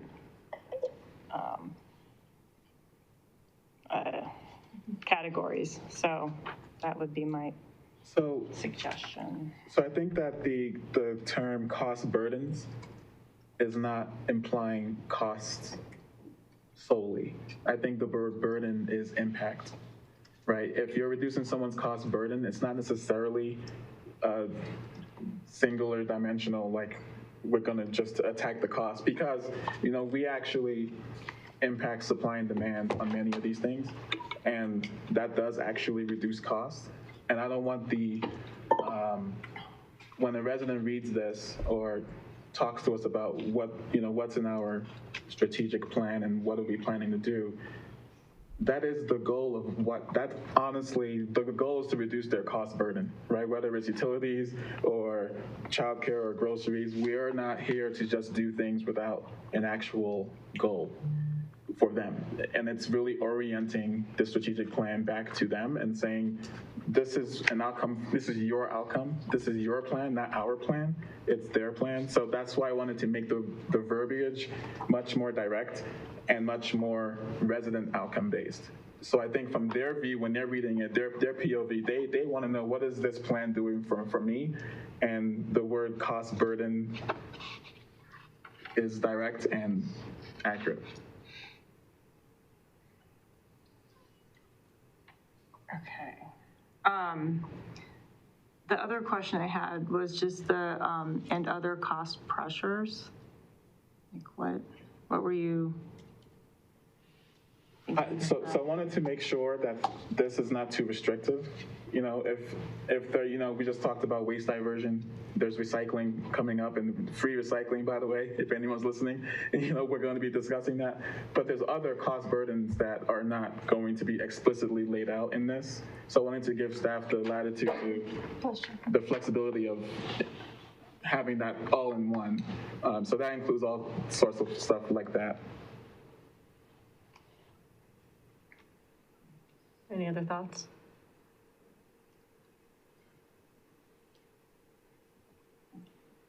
I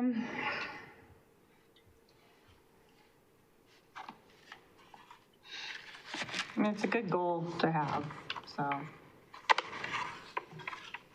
All right, and I'm just going to move us along so we don't get too hung up, but if we have real strong suggestions, we can email them in. Okay. So moving on to strategic priority to connected and inclusive community.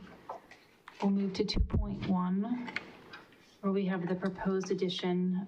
I'll read the full statement. Build a more engaged and equitable community where all residents want to participate and feel a sense of belonging, and dismantle systemic inequalities. Inequities, thank you. You're looking at a word and you want to pronounce it the way you think it is, so thank you for the check. All right. I think it's a strong charge. I'm for it. Okay, thank you. I want to know what exactly it means. Okay. It means when we see things in our codes and ordinances that create inequity, that we fix that inequity. I'm good with it. Okay. All right, I think we have a majority there. Okay, moving on to 2.3. I'll add the inclusion that was proposed. Expand opportunities for connection through community networks and resources to promote stronger bonds, increase participation, and enhance residents' opportunities for a sense of belonging, including collaboration with community organizations to assist in identifying inclusivity and diversity challenges and address them accordingly. Good with it? Of course I am. All right. Got a lot of thumbs up. Any other comments? Turning to page 5. Well, are we adding in something about? Transit? I just wanted to echo, I would be fine with a separate, like a 2.4 on that. Okay. Are you comfortable with staff drafting something that, just to make sure I'm hearing you, that is related to accessible transit connections, or if you could give me some words, that would be helpful. I would even, not only just reinvigorating our transit, trying to expand or enhance or bring back our transit, but also identify other areas where we can actually provide transit to communities that can't necessarily afford it. I don't know exactly how to word that, but I think about how do we get, for instance, like our developments that have affordable housing, can we help create opportunities for neighborhood passes or transit passes that people could take advantage of? Now, I'm not saying put that into this, into the wording here, but that's just kind of the thought. So if you don't mind, something along the lines of like expanding and enhancing transit connectivity and accessibility throughout the city. Increasing access to transit, I think, might be. Okay. All right, any other thoughts on that? Any strong preference about word use? Okay. Okay. Thank you for keeping me on track. Now shifting to page 5, strategic priority 3, healthy and safe. There were 2 versions for 3.1. The provided, the initial one, which is provide safe, trusted, and resource public safety to protect and enhance the well-being of the community. And the alternative version, provide safe, trusted, community-centered, and proactive public safety to protect and enhance the well-being of the community. With it. Okay. I just want to ask Councilor Johnson what he means by proactive public safety, because I feel like our safety is proactive. Yeah, that's a great question. I think public safety is more comprehensive than just our policing efforts. I think it includes literally how we build our infrastructure, like speed bumps that prevent speeding and roads that are narrow that encourage slower driving. And so it's supposed to be a more holistic view, and I agree. I think we are fairly proactive at the way we reach out to the community and efforts, and I want to call that out as a continued priority, that anything that we can do to prevent crime before it happens is a really good investment in the city. Thank you. Mayor Pro Tem? I'll just, for proactive, I'm just wondering, like, if staff from, because partially it's transportation, and I don't know, if that's, if they have another word that might encompass what you were talking about,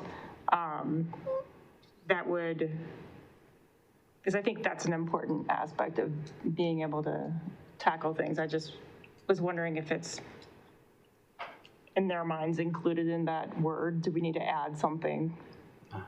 So that's all. I like the idea. And that's something that we could potentially capture more explicitly when we talk about the outcomes and tasks, to define proactive, to make that direct connection. Thank you.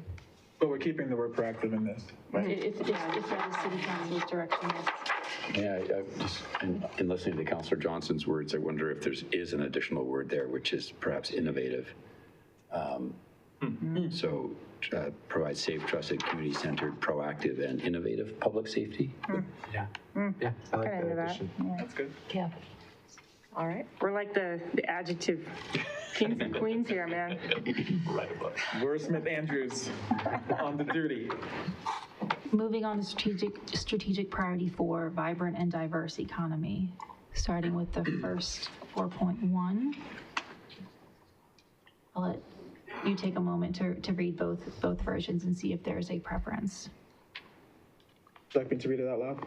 Absolutely.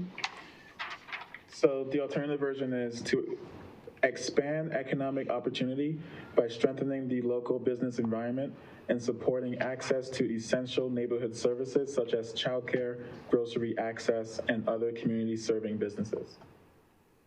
I thought this was important to expand the definition of local business environment to include business serving or community serving businesses, because as we all see the current state of people's lives right now, having more of these community serving businesses will only make everyone's quality of life much better. So I wanted to call that out. I like that you did that. I think it's, because the other half of the sentence is kind of repetitive to what we already have in number 1. So. Councilor Ireland? My problem is that we have to attract businesses that will spur sales tax. If we don't have those, our whole economy and all these things that we want to pay for are not going to happen. So I think sustainability means you have plenty of sales tax. Can I just? I also, when I first read this, was thinking about that needing to make sure that we had the sales tax generation in here. But I think when I reread it and realized that it was so that all can access greater financial security and long-term stability, that phrase wasn't about the city's financial security and long-term stability, which I think is the point that, we're both kind of interested in making sure is somewhere in here, but that it was residents. And so to the earlier point I made that we kind of already have that phrase in 1.1, I thought it was useful. What Councilor Azadi is saying is just focusing in on where we ought to be strengthening our local business environment. Perhaps there's, an add to, not just say it's services, neighborhood services, but, I don't know if we want to add something like either in this one or just make sure that we have in another one of these that we are looking at sales tax generating. If I can call out, I think 4.2 captures. Thank you. So sorry, I don't want to intervene too much, but Councilor Ireland, to your point, Especially, so Councilor Barajas has added in 4.2, he says resilient economic ecosystem. That to me, that's sales tax, that's everything. Yeah. Okay. I'm in support of the edit. Okay. Okay. I'm in support of the edit. Perfect. All right. Looks like we got a majority for 4.1. Any other thoughts on 4.2? Lots of yeses. What did you change? Okay. Can I read it out loud for the record? Yes, please. So 4.2 is written as maintain a dynamic and resilient business ecosystem through business retention and attraction that supports long-term economic prosperity. I offered an edit. To rewrite it as maintain a dynamic and resilient economic ecosystem through business and workforce retention and attraction that supports long-term prosperity. So I made sure to call out an exclusive call out to workforce retention, though I am, and we had business twice in the original, so I kind of just pulled out a few words. I am open, just upon rereading, just a resilient economy. I put economic ecosystem, and I don't know if that's a little redundant. I'm okay with either, I guess, if wordsmiths want to jump in. I'm good with the alternative version, the way it's written. Okay. Same. Okay. All right.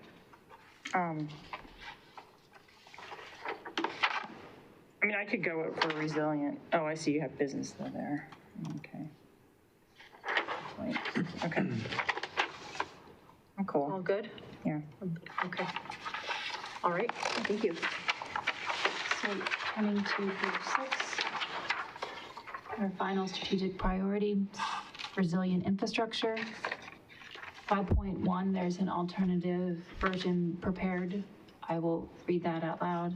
Sustain and strengthen infrastructure, including utilities, transportation, childcare capacity, and grocery access. Provide reliable services that support quality of life and economic participation. So again, I thought it was important to expand and specify the particular areas, and this is infrastructure. It's not redundant in terms of the keywords that you keep hearing over and over again, because each priority focuses in on a different dimension of the issue that we're talking about. So in this case, it's infrastructure, and when we talk about childcare capacity or grocery access or transportation, by the way, that's in here.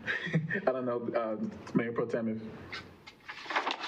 transportation or transit, if you wanted to include that in this, but the concept here is to expand it to the POV of the resident and what they need, and that ending. So the quality of life and economic participation was important to make sure that we don't just do infrastructure just for the sake of doing it. We're doing it for a reason, and the reason is some of these outcomes.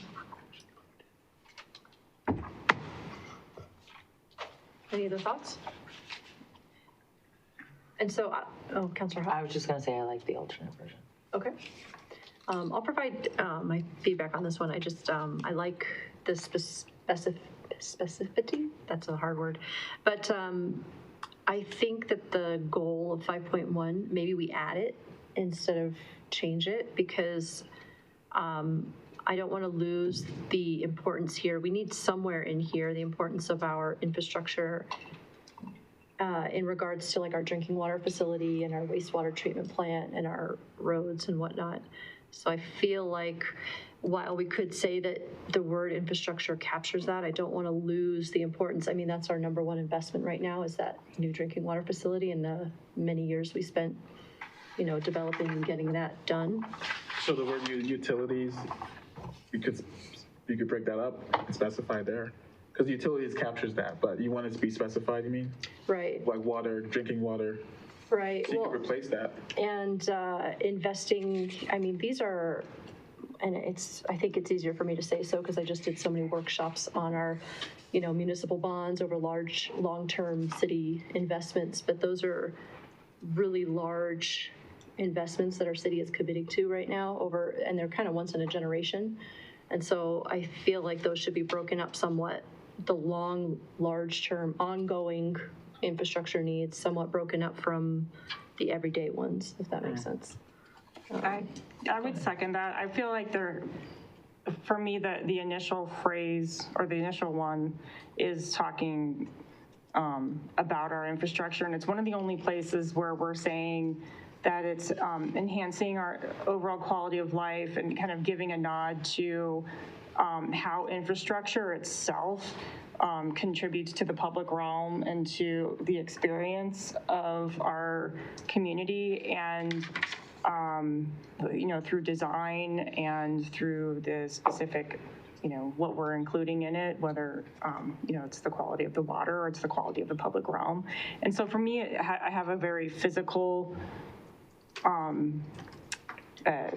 picture in my head of what that is. And I know you're trying to think about like the infrastructure of the city and just how it's all interconnected.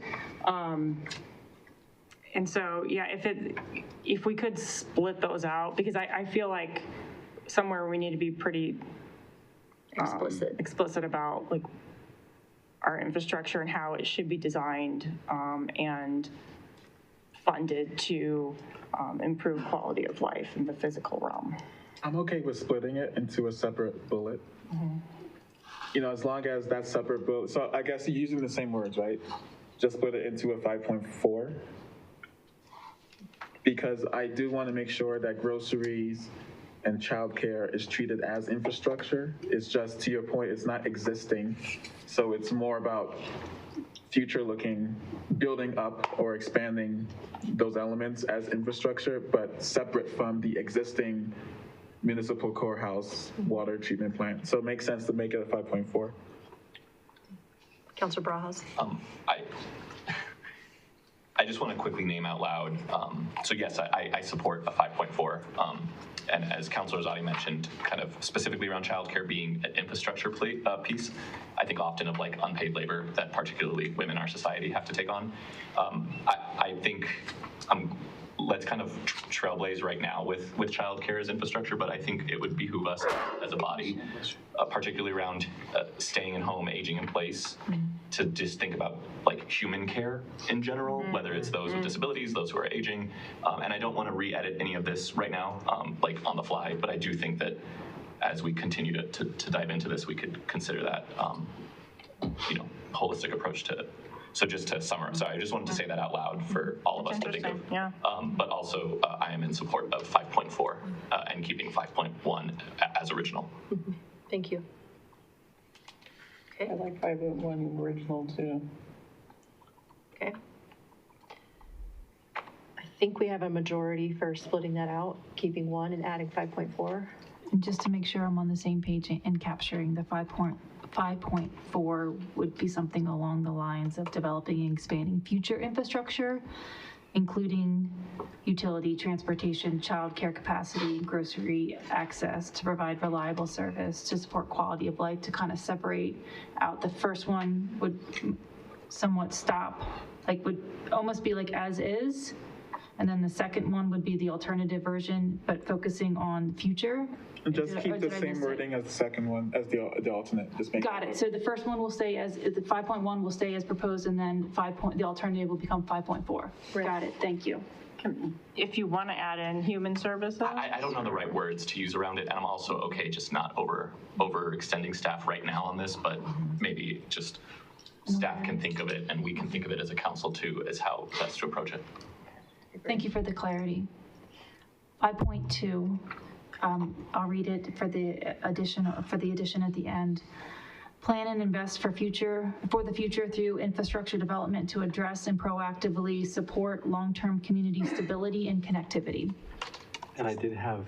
Sustainability. Geez Louise, it's not even 9 o'clock. It's getting late. I did have one more important word, which is plan and invest for the future through modern infrastructure development. I know we talked about this a little bit at the strategic plan, but that word is just so critically important, I think, for the vision of the future of our city, especially given the investments we've already made in modern drinking water, modern municipal courts, modern roads.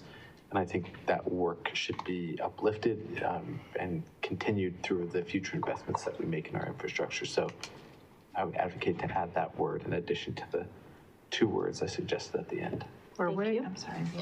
It would read plan and invest for the future through modern infrastructure development, ... All right, you youngsters can have. Yeah, I like his additions.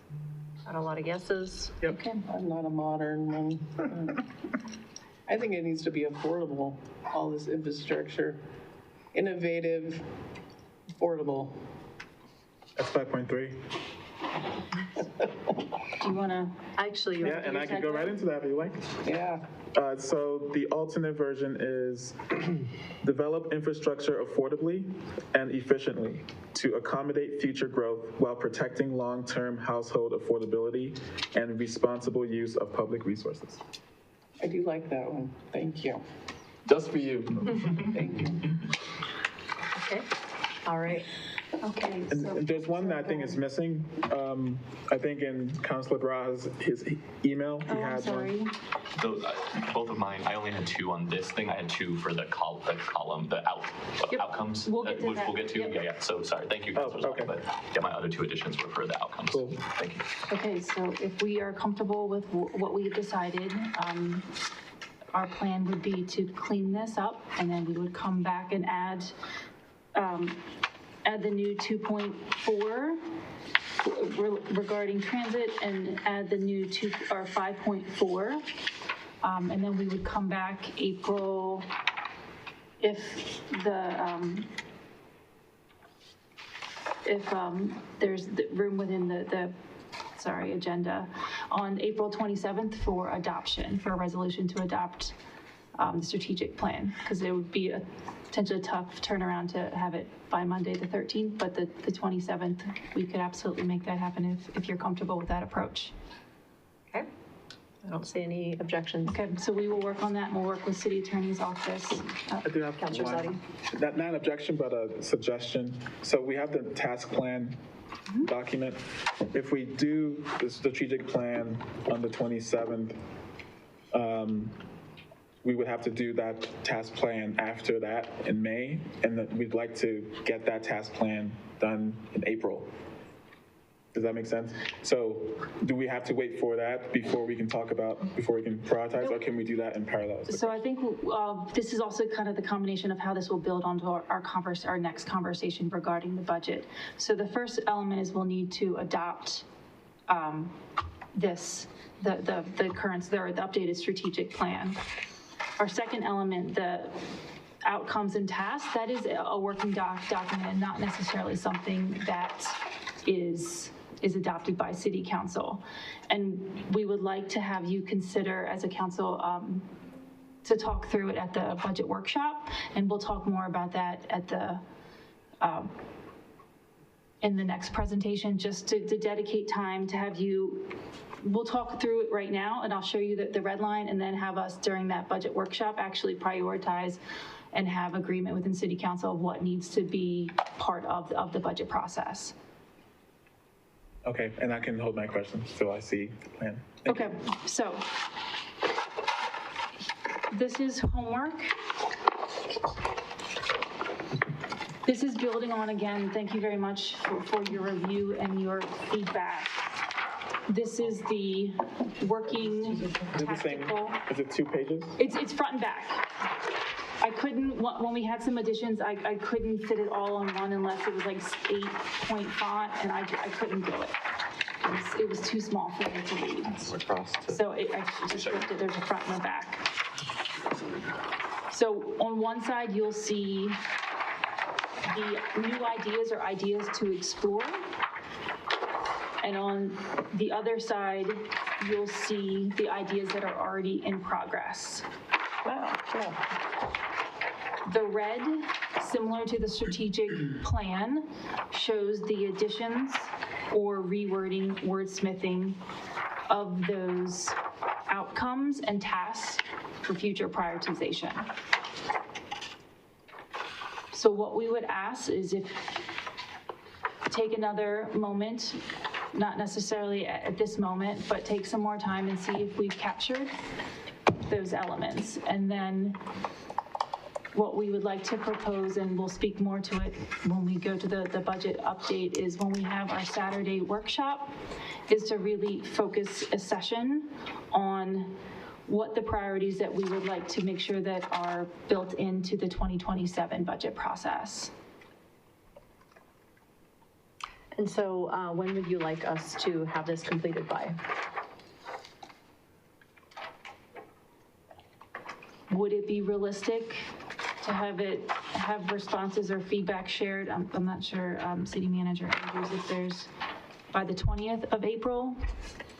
So that would be 2 weeks. Is that realistic, or is there something you potentially haven't? When is the budget workship? May 9th. May It's 9th. it's the second Saturday. And that would be the final time we discuss it to finalize and prioritize? No, but this is a work in progress, but that would be, I'm so excited because it's talking about budget. These are all steps that we take and continuous conversations that continue to build. So it's not a one and done. That wouldn't work. So it would be to make sure we've captured it, and then to talk through in more detail time of what are the top of all of these that we really want to make sure that we focus on, because although we can do anything, we can't necessarily do everything, of figuring out what those top priorities are. And then based upon that feedback, staff can start to work through things, and then ultimately we will come back April 1st, which is the first study session in June, or sorry, April 1st, holy moly, June 1st, which will be the first study session in June, and talk through, okay, this is what we heard, are we on the same page? Just to make sure we can continue to work through those elements. So we just want to continue this as a work in progress, and this is also why it's not adopted. It's something that we can continue to look at and try to keep it in a one-page format so it's easy just to pull out and to see where we are and what's going on. So the reason I ask is because, so in my email, I sent a request to council and staff to, if we can accelerate that timeline even more, because I think it would be actually good to have more finality to this list versus ongoing, because we would like this to be plugged into the budget process. And the more we delay, we've worked many months to get a lot of these ideas, right? Working more months, it's not going to add or change, honestly, not mine, because I've worked a lot with staff, I've worked with you, with Jody and council for months, and I just like to get to the conversation of, can we prioritize and which ones are we gonna do? And if we can get to a finality on that sooner than later in April, that way maybe the budget workshop becomes prioritizing. So maybe we shortlist in April, and then we talk about the shortlist in the workshop. But I don't want to have an ongoing, continuous conversation about the ideas, because we've been doing that for half a year almost now. And I think it's time to, what we want to make sure is we can plug it into the budget process and then figure out which ones of the ideas actually get funded. And the further we prolong that conversation, the harder probably for staff it'll get to, as everyone is developing their department budgets and submitting those, we want to make sure some of these are in that. So this actually, the timing wise, if you'd be comfortable for us to wait and hold off and talk through it during the May budget workshop, it actually fits right into our internal process. We don't kick off internally our operating budgets, and our CIP projects are we don't open that up until May, and they aren't due until July, like the end of June. So there's plenty of time to have those conversations, and if we would choose to, if you would be comfortable having it in that first in May, and then potentially providing clarity in that first Monday in June, it would still have plenty of time for staff to be able to absorb and to navigate. Can we commit to finalizing it in the May workshop? If we absolutely. I think that's more of a question for council. I'm just asking council if we can, but do you mind if we have that conversation? Absolutely. If we can, just to accelerate that is my request. Right, and so you're saying to finalize it by the May workshop? The May workshop be the final time we look at all the ideas and finalize and prioritize it. I think the only risk to that, otherwise I'll personally be in support of whatever council chooses, is does that limit folks from bringing things up? Because of course we don't want to limit, like, let's say someone learns something. That's not saying that, right? No, because we can always do that anyway, right? Individually, we can, all year, we can probably say, hey, can we throw this in late in the project? Staff will hate us for that, but. Just want to make sure that we're not limiting folks. Oh dear. My brother. Okay. All right, any other thoughts on accelerated? Yes, Councilor Ireland. Well, I proposed 3 ballot measures. Did you all read them from our last meeting? I was just like an up and down vote if any of them, you're interested in any of them or will support any of them, I'll have to say. So can we have an up and down vote now? And then so we can bring them forth if we're going to move things along? If you don't mind, Councilor, I think what you're getting at is aligned with what I'm asking. I think you are waiting on decisions on that, right? Yeah. I think a lot of us have ideas that are fairly urgent to us and to people and to our residents that we talk to know, are you doing this or not, right? And I would like to have that conversation way sooner and final so that we can actually commit. Agreed. And I don't remember, was it around flags or was it? No, one was a hybrid ward. So 3 are in a ward, and then 2 at large, and then the mayor's at large. So there's a total of. Okay. So thanks for I just wanted to figure out what topic it was. And then the other one was $1,000 extra property tax on those that own 10 single-family homes or more in our city, to go to a first-time home buyer account. And the third one was for the voters to decide on, instead of appointing from the last election, those at least got whatever, we can decide what the percentage is. But So I want to make sure that your items are addressed. So, so really those, in my mind, are policy items, and that's where that agenda change that we talked about last meeting would be so useful, so that you could bring that up and you have a place to bring that up. You already have now, but let's make sure we formalize that at our next meeting, and then we can vote on those, because those are kind of just votes, and I don't know that they necessarily fall into the budget discussion per se. well, they cost money to put on the ballot, so. That is true. That is true. And to Councilor Zadi's point, though, getting all of our items that we care a lot about placed on this task list earlier rather than later, make sure that we've identified everything. So we can do both if that makes you comfortable, but I would say. I just didn't want it to get lost because it's been a while. Yeah. And I haven't said anything. That's fair. So thank you for that reminder. And Mayor, if I may too, the edits that you see in red, that's, I think, 4 of us we've put in the ideas that's missing. So we don't need to continue to put in ideas, is my point. Can we accelerate is the request. Right. Are we comfortable with the April 20th deadline that was provided by staff? Yep. Yeah. I see a lot of yeses. Yes. Yes. Can I, sorry, Councilor just, Barajas? one of my, it was like a wrong copy and paste on the column 5. Oh, it was like whatever was copied, like it was just thrown again. What I wrote on my edition for column 3 is correct, but it was mistakenly included in column 5. I have something else. No, that's fine. I just want to clarify for everyone who's here. The language for column 5 is another item saying continue investing in and so it could potentially be an existing idea with progress, because I know we already have these programs, but I just wanted to call out on it. Continue investing in programs that make it easy for residents to choose sustainable and low impact alternatives to energy and landscape design. So that was what I had offered, but thank you. Thanks for the correction, but I don't want to get into the line items today for the rest of them. So let's just go ahead and. So I'll make sure I update this, and then we'll send it out with the April 20th deadline of any additions for us to then talk through in more detail or finalize on during the May 9th budget workshop. And were we all good with finalizing it on the May? Did we ask that one? So let's get to there. First, real quick, the version that you released to council already, is it editable? Are there ways to make edits or comments? It's a PDF. So no. So, I mean, you could do comments in a PDF. I can put it in a Word document. It won't look as pretty and it'll be long. But if that's an easier format to be able to make adjustments, we absolutely can do that. If that's preferred, that's an easy modification. Or perhaps Excel, if that's line item.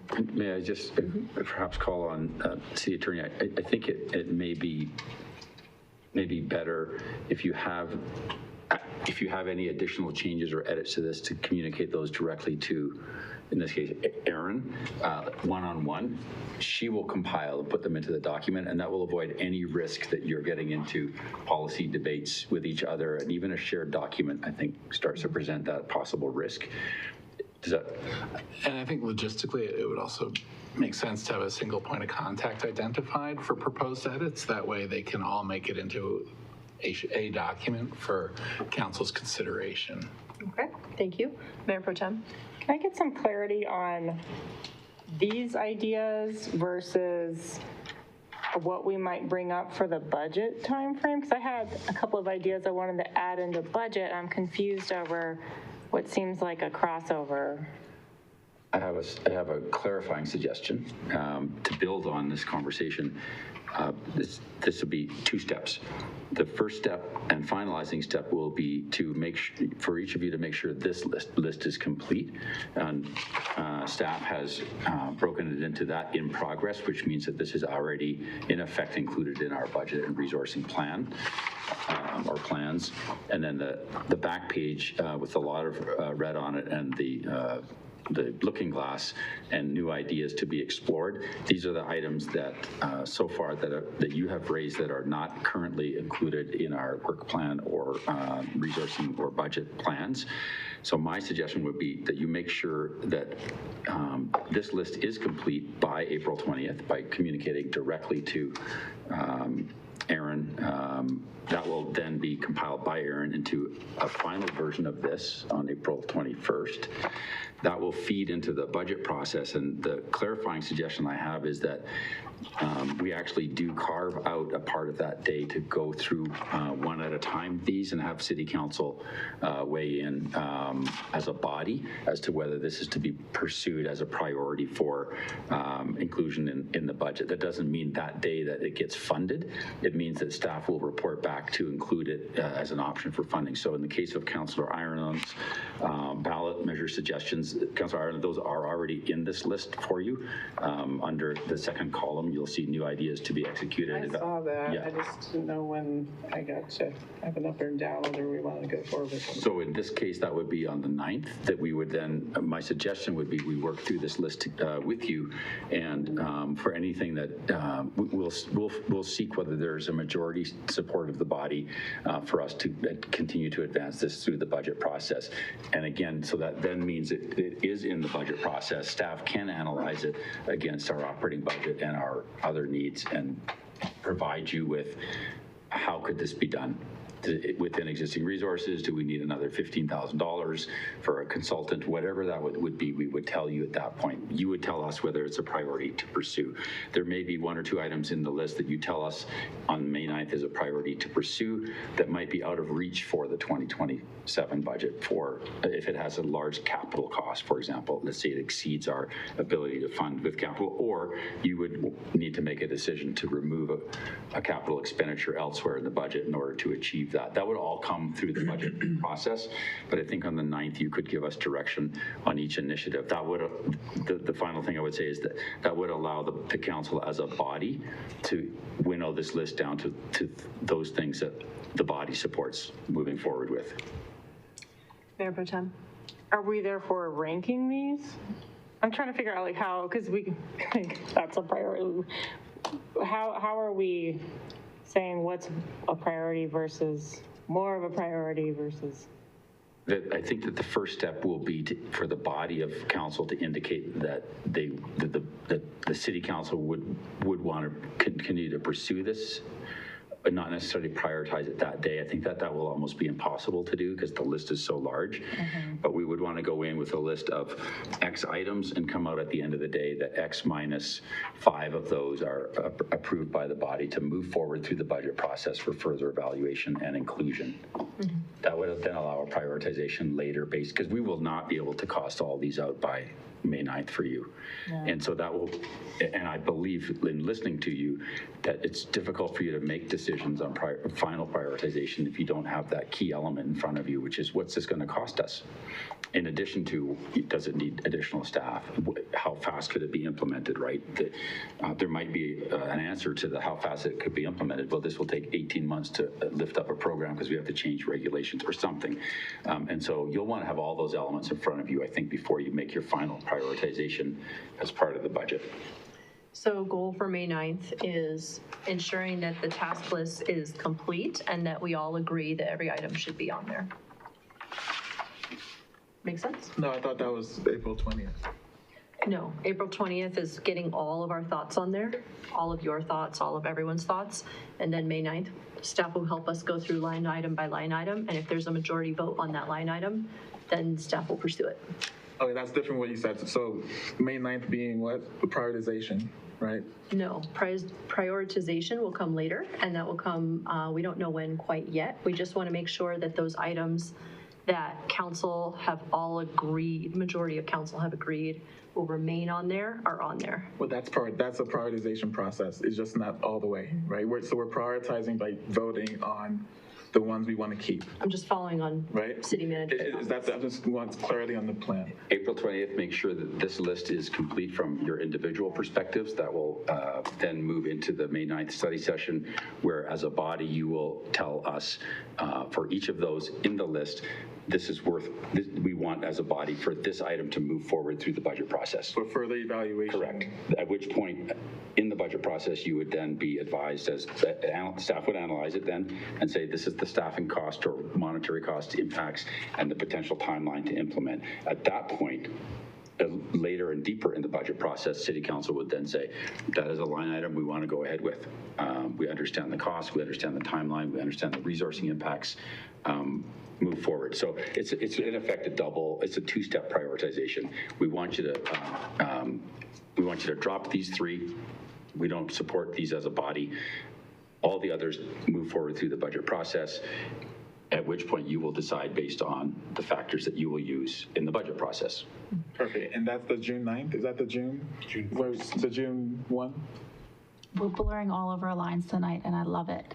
Yes, so that potentially that second component, that second phase that you were just talking about could be that June 1st study session is that we have our whittled down list, and that would give staff several weeks to at least to start of, are these major shifts in reallocations of resources or these minor? And then to bring that to that June study session of following up as we've done some preliminary, not solid in pen, but pencil ideas of, are you then, if say it was to build that gold statue with puppies at the bottom, that would cost X amount. Are we comfortable reallocating a resource from somewhere else rather and then if that's really the priority, then staff, as we would build the budget, would start to work that in. But we could make that as the two-step process, and if there were larger items that came up, we could always have further touch points. But our hope would be is that at that June 1st,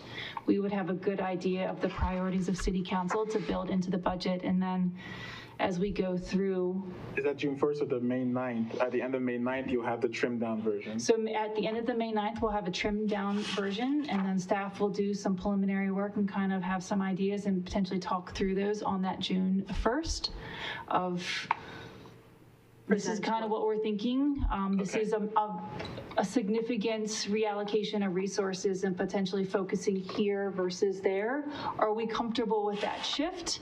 And if we are, then staff can continue to build the budget as if that shift occurs. Or if it's, we really, that NORS ordinance is our #1 priority, and that's something staff, as if that's determined of City Council and staff reviews it and thinks that that's a very doable request for us to then build in.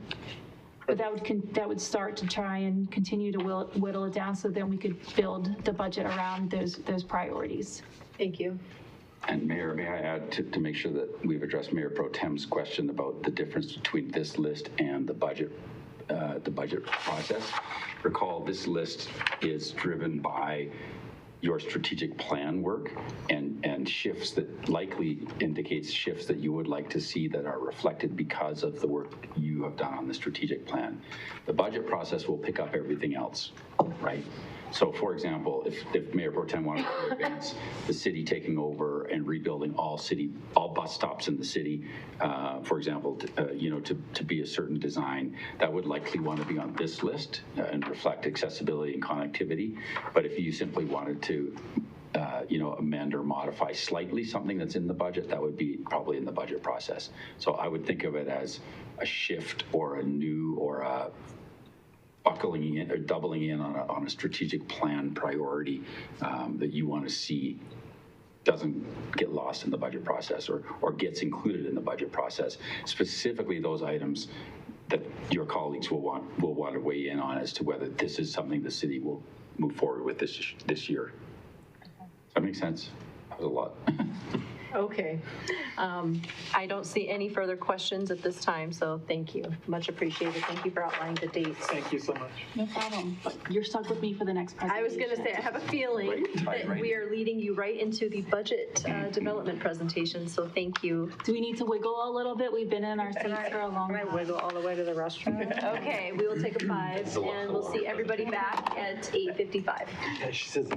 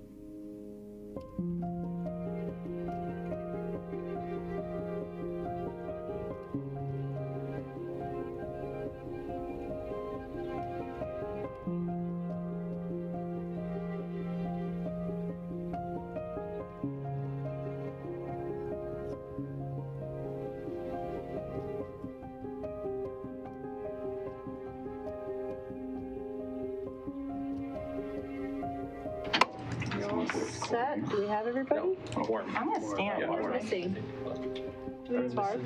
Stand in time. No, get stuff started. Standing time. Yep. All right, we'll resume. And with that brings us to our budget discussion. All right, well, good evening again, Mayor Pro Tem, and City Council. I'm Erin Fairder, Policy and Budget Manager. I'm joined here with Chris Lindsay, Assistant City Manager and Chief of Staff, as well as Brian Donahue, Policy and Budgets, Business Operations Administrator, to share with you a 2027 budget update. As we've talked about in our previous conversation, the strategic plan, the budget builds on the implementation and complements the strategic plan. So having that document in place sets us up for success. If you wouldn't mind, please jot down any questions you may have during our presentation, and then we'll circle back at the end to make sure that we're on the same page. And as always, we welcome and are seeking your insight and input and feedback in our development process. More specifically tonight, we'll provide a budget development update, where we are in the process, what is ahead, initial budget themes we've heard through these initial conversations, as well as seek your guidance on next steps in the budget process. As we review where we have been the last few months and start to look forward to next steps, I want to ground us in a high-level overview of the current budget. The city aligns its budgeting approach with the principles and guidelines established by the Government Finance Officers Association, or GFOA. And I'm pleased to share we recently received notification from GFOA that we've received the Distinguished Budget Presentation Award for our 2026 budget.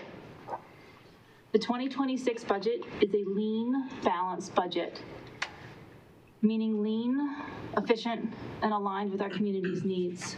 Across all funds, net interfund transfers, and the pavement and paramedics budget amendments, total budget is approximately $371 million. The graph shows spending is distributed across several categories. While the portions aren't equal, they are thoughtfully balanced overall. The balance is essential. The city can do many things, but we can't do everything.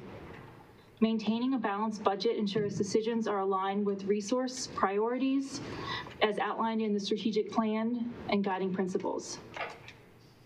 Looking more closely at the general fund, which totals approximately $235 million, or about 55% of the overall budget. These resources are allocated across departments. General government services encompasses the city manager's office, chief of staff's office, CAO, human services, finance, as well as debt payments and other citywide expenses.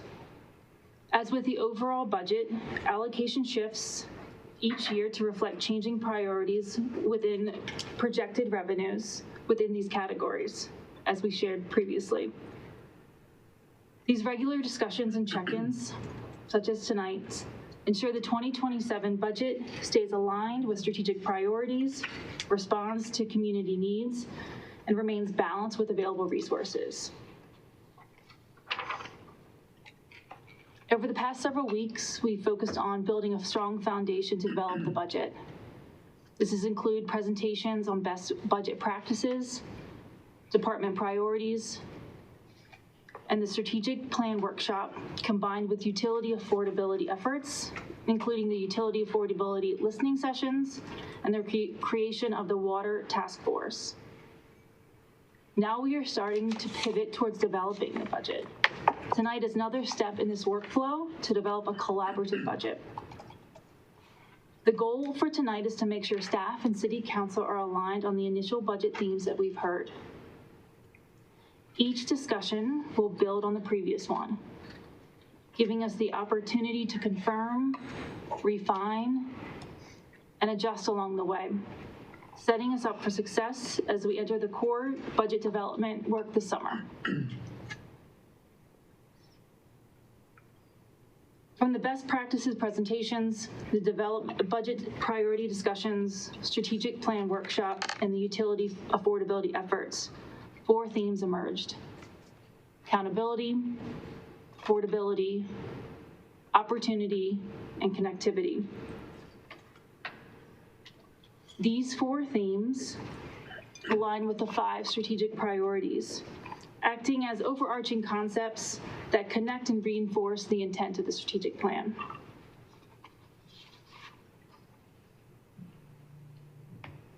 The next several slides will explore more specifically utility affordability and sustainability, covering the cost of service study and highlighting the water task force, with a more detailed discussion on the task force to come in the next agenda item. Brian Donahue, our Business Operations Administrator, will walk us through key findings and updates for the cost of service study.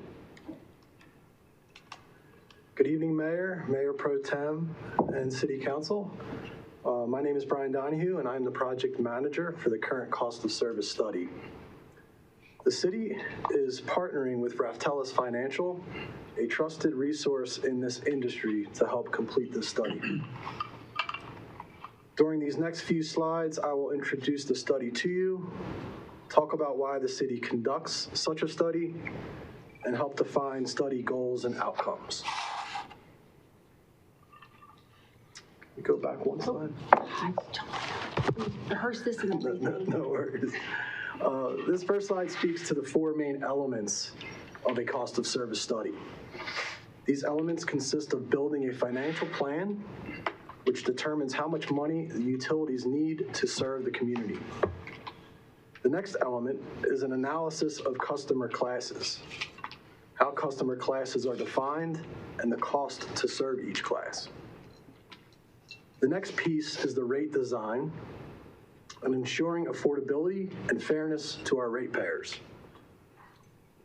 And the final element is tap fees. These are the costs associated with new commercial or residential development.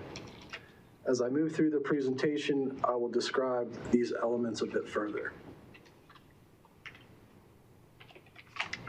This next slide speaks to the city's charter and why the city initiates this type of a study.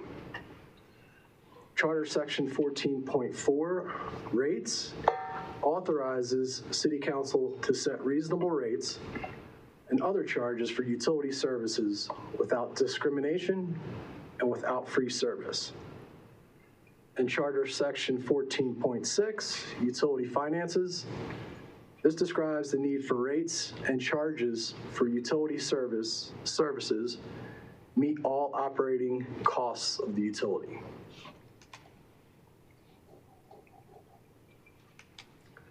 Alongside the cost of service study, the Water Task Force plays a complementary role in shaping these efforts.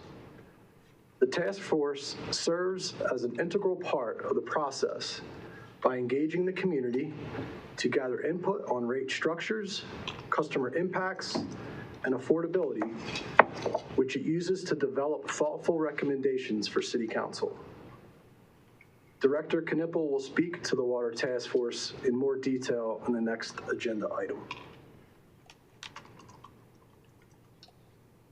These next 4 slides describe in more detail the 4 main elements of a cost of service study. The first element is development of the financial plan, which helps ensure the utilities are financially sustainable and is based upon 3 main utility expenses: operations and maintenance, debt service payments on bonds, and infrastructure replacement and modernization. From this process, financial planning models are developed and used for near and long-term planning. Excellent. Sorry. You're good. The second element is cost of service. This analysis defines the correct customer classes and determines the amount of revenue collected from each customer class. This analysis considers the number of customers and specific usage demands they impose on our system. Cost to provide service varies by class. An example here would be the work being done to properly define and price the multifamily class. The third element is rate design. The rate design needs to cover water and sewer utility costs as defined by the cost of service analysis. The rate design complies with Westminster Charter and Code and is based on industry best practices. The rate design considers important factors such as financial sustainability, affordability and equity, and long-term viability. The final element is a tap fee analysis.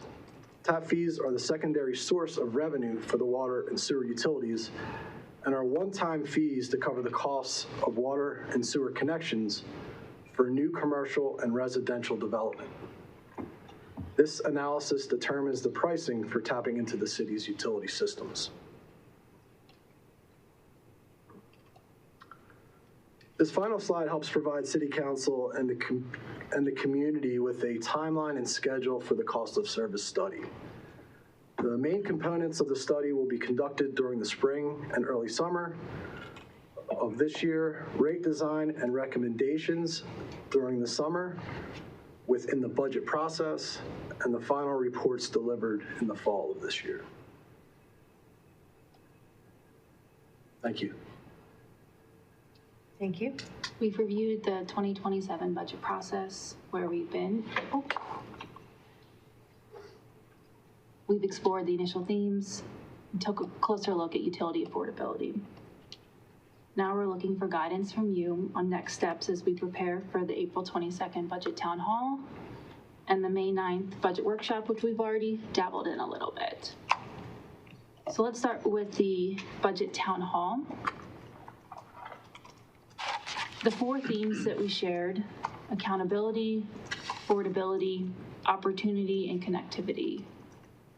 Is City Council comfortable if we build the budget town hall, bless you, around those four themes? Pause. Any thoughts?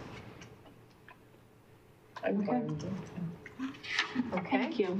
Unanimous, thank you. We will continue to work, and then we will work with comms, who we're partnering with to execute the town hall. Thank you.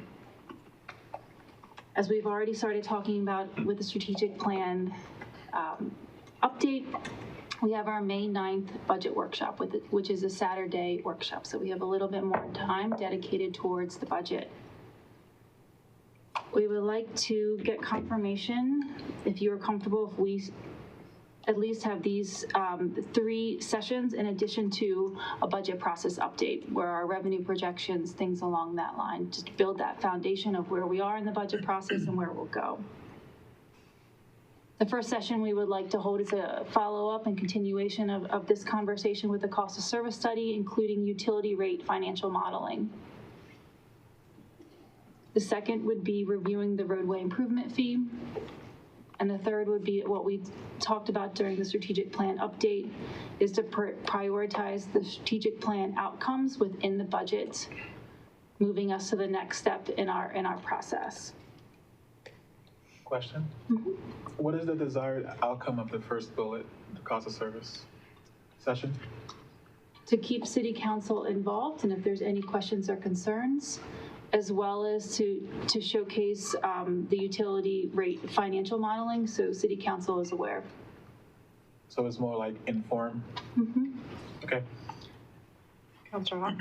Yeah, in last year's budget workshop, we brought forth things that we would like to see changed or different in the budget. Is this where, do we have a place to do that in this budget workshop? Yes. Okay. We can build that in. This was just our initial thoughts, and if that's something that would also, Mayor Pro Tem, what you were speaking about, that would be an opportunity there to make sure that we're capturing those other items that wouldn't necessarily directly connect to an outcome or a task from the strategic plan.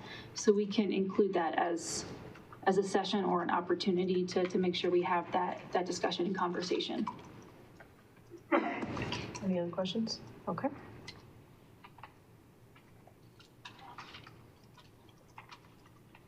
Are there any other questions regarding the presentation?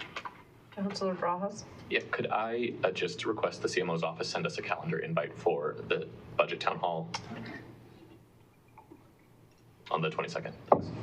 Thank you. And that is Thursday or Wednesday evening, and it's at the MAC. And Councilor Azadi, your question made me think of when we talk about the development workflow, is our ultimate goal with the task force is have recommendations from the water task force the beginning of July, and then utility rate discussion with city council on July 20th, and that all builds in with the cost of service study and the viewing of the financial modeling. So it all ties together. And that's why I asked, because I didn't want any work that we do in the May workshop to supersede the ongoing water task force stuff. So maybe also the title and everything, how we title that will be important, so that the community doesn't think, oh, city council is just going to make their own rates, so what's the point of this, right? It's more so informing us, status update or something like that, I don't know, just so it's clear.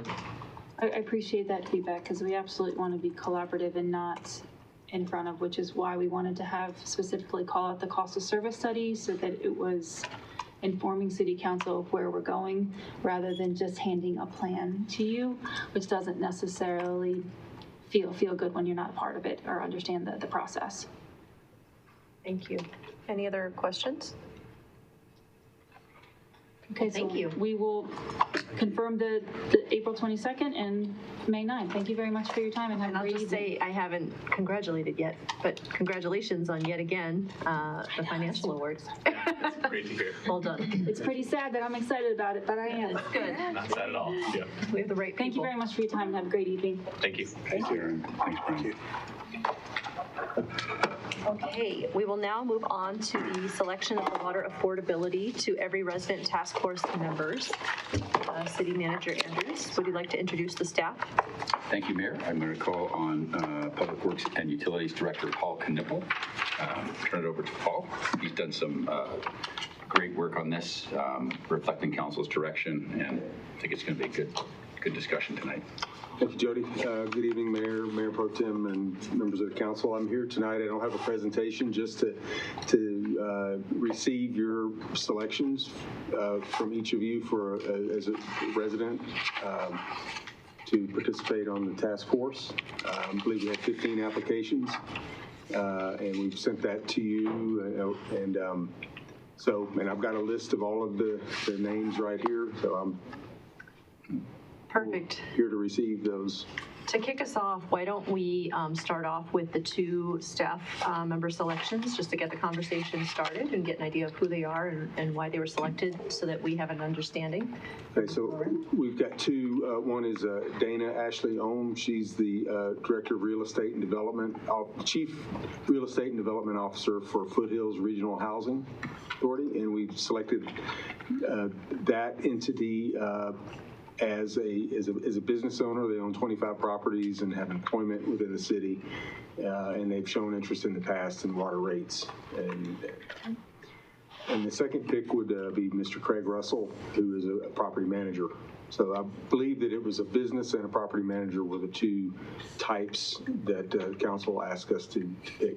So those were our recommendations. That's helpful. Okay, thank you. And so from there, we'll just go around the room. Councilor Azadi? And just a quick question, she has accepted? Yes. Okay.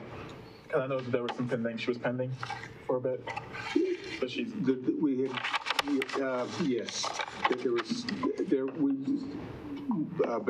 have spoken with both Mr. Russell and with Ms.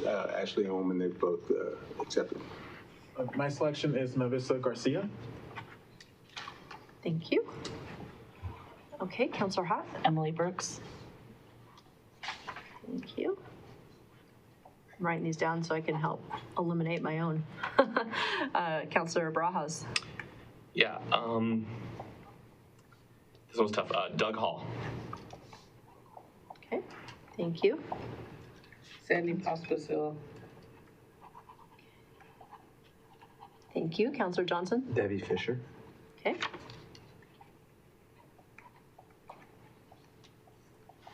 Okay.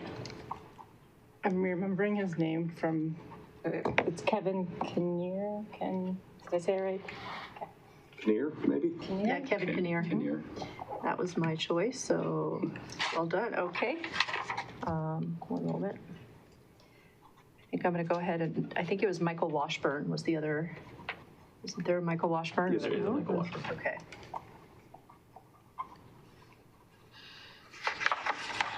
That's 7. All right, fantastic. Great. Anything else? So the next steps will be tomorrow. I'll send out a congratulatory email to everyone on the list, to our new committee or task force, along with a link to get the meetings actually scheduled. I'll send them a charter. There was a draft version of the charter with this agenda item, and there was an outline of the meeting, the meeting's schedule. It wasn't the schedule particularly, it was just what the agendas would be essentially for each meeting. So I'll send all that out tomorrow, and yeah, we'll get going. Liaison? Oh, yes. Oh, thank you. We do need 2 council liaison members. 2 or? Well, 1? It's up to council. Oh, it's up to council. Okay, I guess 1 and an alternative, right? Or an alternate?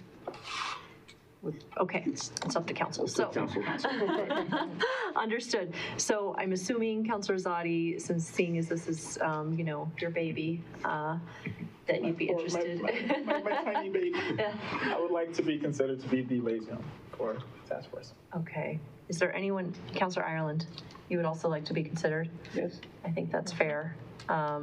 Seeing as you've been extremely involved on this. Councilor Barajas? Not putting my name forward. I want to ask a clarifying question on council liaison role. Would this be, not that this is a quasi-judicial board, but would this liaison have a voting? There's no votes being taken. I mean, I imagine it's, I mean, I don't know if like, if there's going to be an adoption of something that they like recommend to us, there might be. Are they a decision maker, or are they there to be present and bring information back to council? Yeah. So with that, I'll leave for discussion. Mayor Pro Tem?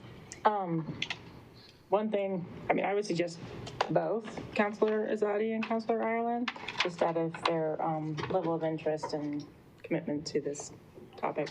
The second, I mean, we have a pretty well-established council role on advisory boards and other committees. So I'm just kind of, I would just, for consistency's sake, have council maintain neutrality in that. Okay. Thank you. Okay. Any other thoughts, Councilor Hott? Yeah, I think Obi and then or Councilor Zadi and then Councilor Ireland as the alternate. Okay. And any other thoughts on the matter? Okay, so with that, it sounds like we've got to take a couple polls here. One around the role and then the other around who is on the board. So whether we're comfortable with 2 liaisons or a designee and an alternate. And I think we have our 2 selected councilors, so that part is clear.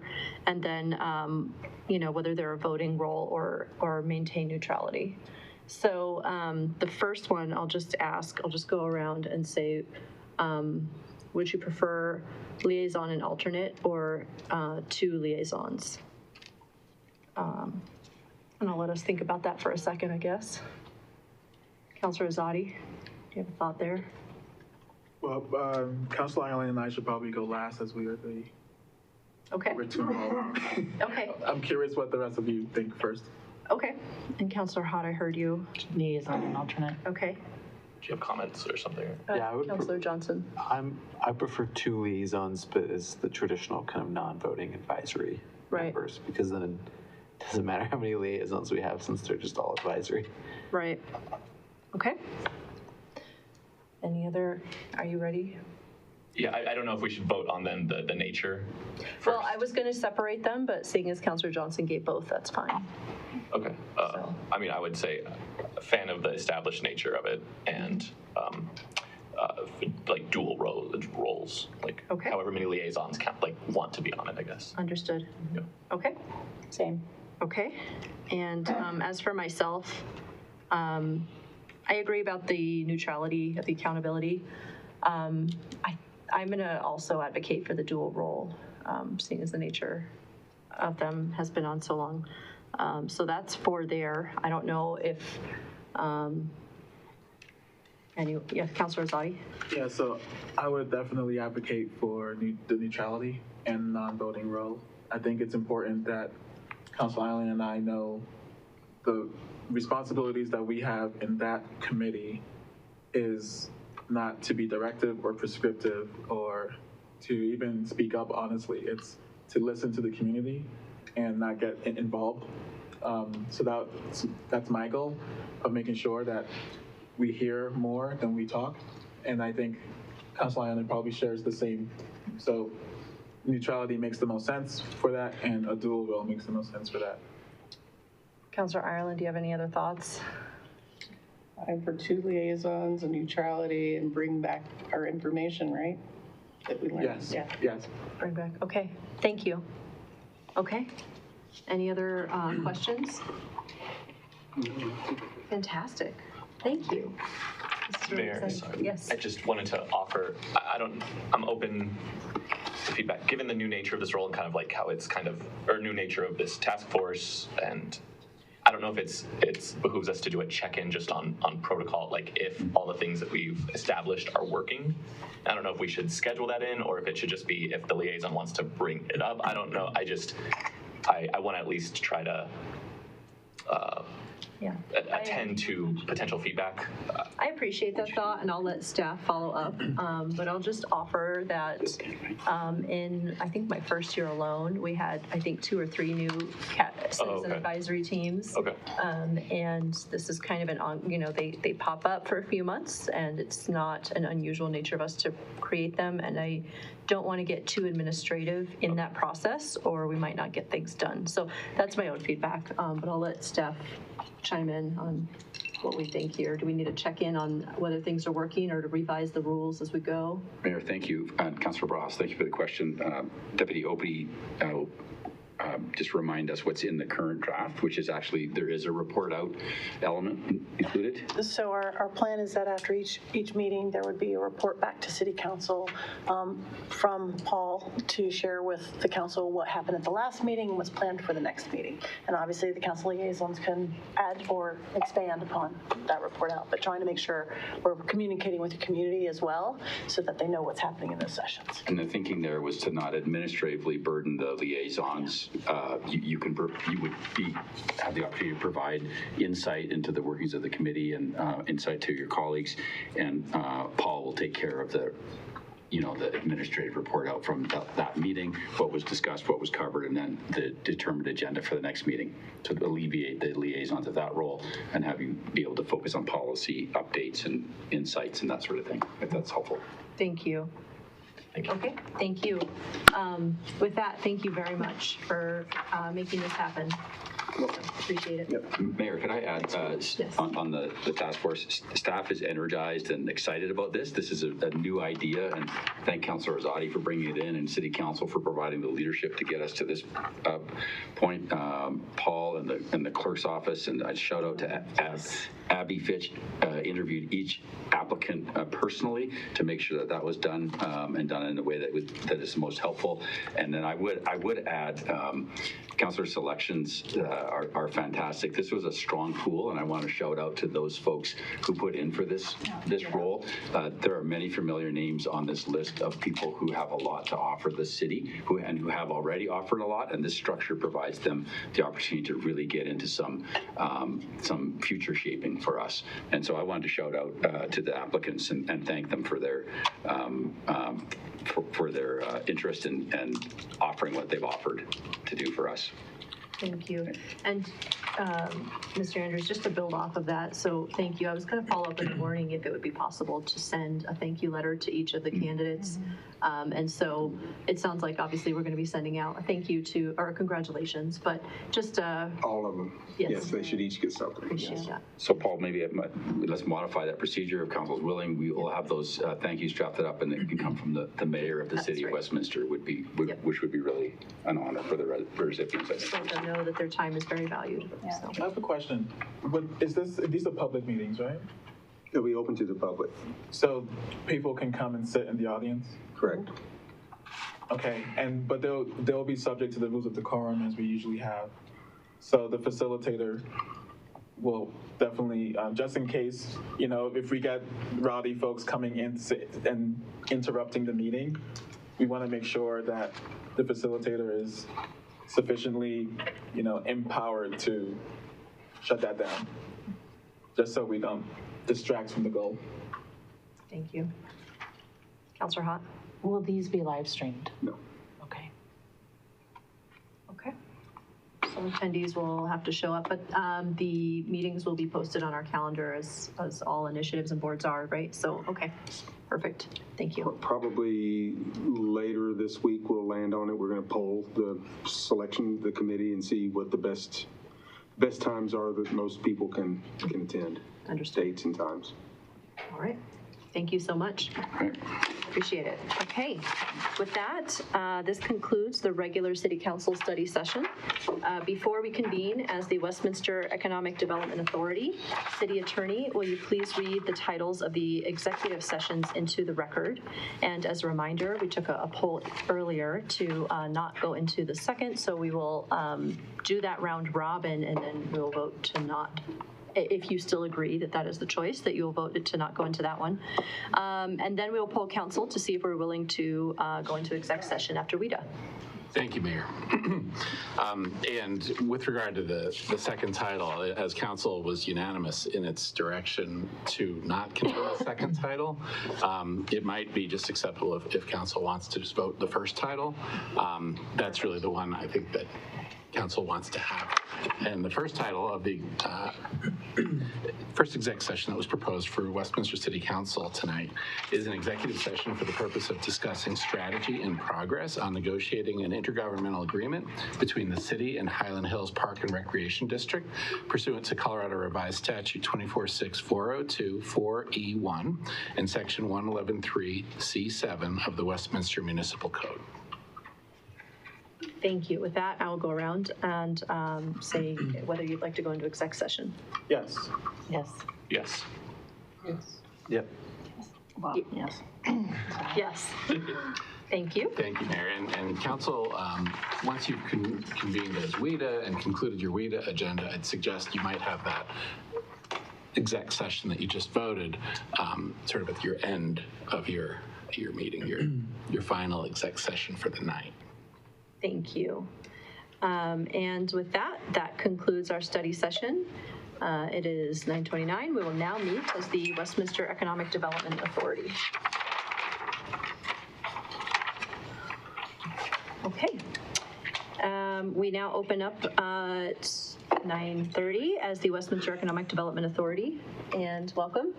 And we have a presentation this evening from Greystar Real Estate Partners, LLC, on tenant concerns and communication enhancements. City Manager, would you please introduce the staff leading this presentation? Oh, thank you, Mayor. I'll turn it right over to Heather Cronenberg. Heather, if you want to jump in. Thank you, Mayor, Mayor Pro Tem, councilors. Excuse me, Heather Cronenberg, Real Estate Development Manager here at the city. In a minute, I'll turn it over to the folks at Greystar who will be presenting, but just to give you a little background and introduce them. We previously received direction from council to work with Greystar on maintenance-related issues specific to a few of the apartment complexes here in Westminster, along with general tenant communication items. So we requested that Greystar come themselves and give you an update on their progress that they've made so far.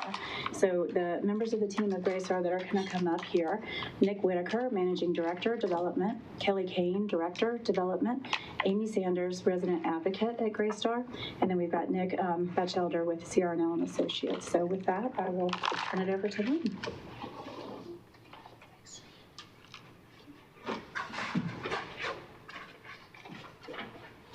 Welcome. Thank you. Well, thank you, Mayor, Mayor Pro Tem, and council members for having us tonight. We appreciate the time. This is Kelly Kane, Amy Sanders, and Nick Whitaker. We're all three with Greystar. As Heather mentioned, we've been in discussions with WIDA about making an investment in the Westminster downtown for a new senior housing development. Excuse me. senior housing development. Through those conversations, concerns were raised about resident experiences at one of Greystar's properties in Westminster, Westbury. We've spent the last several months digging in on that and wanted to take the evening to spend a few minutes and kind of update you guys on those conversations and what we've learned through them. We're here to primarily talk about that, but wanted to take just a few minutes to just describe kind of who Greystar is, why we're here, how we're involved in real estate. So Greystar generally is a rental housing company. We do everything in rental housing from student housing to age-restricted senior housing, and really everything in between. We do affordable housing, we do high-rise luxury housing, but generally we are a rental housing company. Within that, there are three primary areas of work for Greystar. We do property management. It's the biggest piece of the company. We manage for ourselves as owners, and we manage for other owners as a third-party property manager. We also are an investment manager, meaning that we own apartment complexes. That's a piece of the business. And then development and construction. So we'll build new apartment complexes. Kelly and I work on the development and construction side of the business, and Amy works on the property management side of the business. Kelly's going to talk a little bit more about Greystar's depth in property management. Yeah, I just wanted to do a quick overview of our Colorado business here in property management. So we manage about 54,000 units across the state, almost 200 communities, 10 of which are actually in the city of Westminster. So we manage about 2,900 units here in Westminster. This slide kind of touches on Nick's point where we do manage on behalf of third-party owners. You can kind of see that's actually the majority of our property management here. And then we, of course, manage our owned assets as well. So the pie chart there kind of touches on that. Next slide. And we also wanted to provide an overview of our property management team here in Colorado. I think a lot of residents may be most familiar with their on-site teams, their community managers that are also on-site, but they may not recognize all of the leadership and all of the support that is kind of overseeing those community managers and those on-site teams. And so I think one of the things we've learned is just how can we better communicate all of the support that's above the on-site team. So if residents aren't quite getting what they need, the support, the solutions, there's people they can go to, and just felt like this might be a good visual to kind of demonstrate the team that we do have here in Colorado. And we've spent a lot of time talking about accountability over the past many months. How do we hold ourselves accountable? So I did want to share a couple of tools that we use internally. I'll talk through them briefly, and then, of course, happy to answer any questions. The first one being the Kingsley survey. So this is a survey sent to every resident at every community at different milestones. When they move in, after a maintenance request is resolved, if they renew their lease, or when they move out, we're collecting data, we're collecting feedback. Reputation score aggregates reviews across different internet listings, so Yelp, Google, Apartment List, and we're aggregating the data from residents, and we actually review this data on a weekly basis with the various owners of the properties. We're looking for trends, how's the property performing, where can we improve, so those are a couple of tools that we use. And then renewal ratios is another tool. Are folks renewing to live there? Are they not? Why? How can we improve? So just wanted to touch on some of the tools we're using internally to measure success really on a weekly basis. Awesome. And so wanted to kind of provide a very high-level summary of the work we've been doing and the community outreach since last September. We kicked things off by first attending the Unai Town Hall, which was very informative, a really good opportunity for us to listen and learn, and then have had a lot of community outreach and meetings across different stakeholders really from then until now. So we're here today really to provide an update on what we've learned and how we can better partner with the City of Westminster. I just do want to point out the March 25th follow-up meeting with Unai was mutually rescheduled, so that's on the books now for April 21st, but did want to point that out since that's changed since this was published. Nice, thank you. Great. So the primary property that we've been focusing on is Westbury, which is in the city of Westminster. When we met with one really helpful resident in Westbury who allowed us into her home to talk about some of the issues that she had experienced, we saw several key trends, some that we can fix right away, some that we're going to just take time to address. But we broke them down into three categories. The first and most obvious was communication. It was clear that there were some areas where communication just could be improved at the property. One thing that I learned personally was that not everybody communicates great over email, and our property manager generally uses email to communicate with residents, and we learned really quickly that that can't be our sole means of communications with residents. So we need to be thoughtful about how we're communicating with our residents.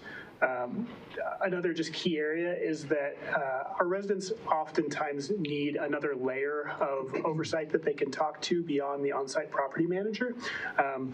There were concerns about retaliation, concerns about discrimination, concerns just generally that the property manager might not be the best person for tenants to be talking to about every issue. And so we need to be able to communicate as a company, who else our tenants can go to if the on-site property manager can't get them the answers that they need or they have concerns about that on-site property manager. Another area in communication is the Kingsley survey that Kelly talked about. Just making sure that our residents understand that that's a tool that we're using to get better as a property manager for them. And so we need to make sure that when they get those Kingsley surveys, they understand why we're doing that. And then we need to increase awareness of our resident advocacy program, which is specifically Amy, and she'll talk a little bit about what she is here for. But we need to make sure that our tenants understand and have awareness of her role. We're going to keep moving here kind of quick. So I'll go through maintenance and towing relatively quickly, but maintenance, obviously a big topic of conversation at Westbury and really with all properties that we manage. We need to hold ourselves accountable to fix issues in tenants' apartments quickly. Life safety issues should be fixed as quickly as possible and moved to the top of the priority list. But all repairs need to be done quickly, and so we're monitoring that. Westbury in particular added a service team member just after some of these conversations started. And so we have seen that on average, maintenance requests have improved at that property to 4.35 days on average for each maintenance request. And we're holding ourselves accountable to keep tracking that, make sure that that doesn't slip. Towing policies, this is a big one, and this was one that we talked a lot about.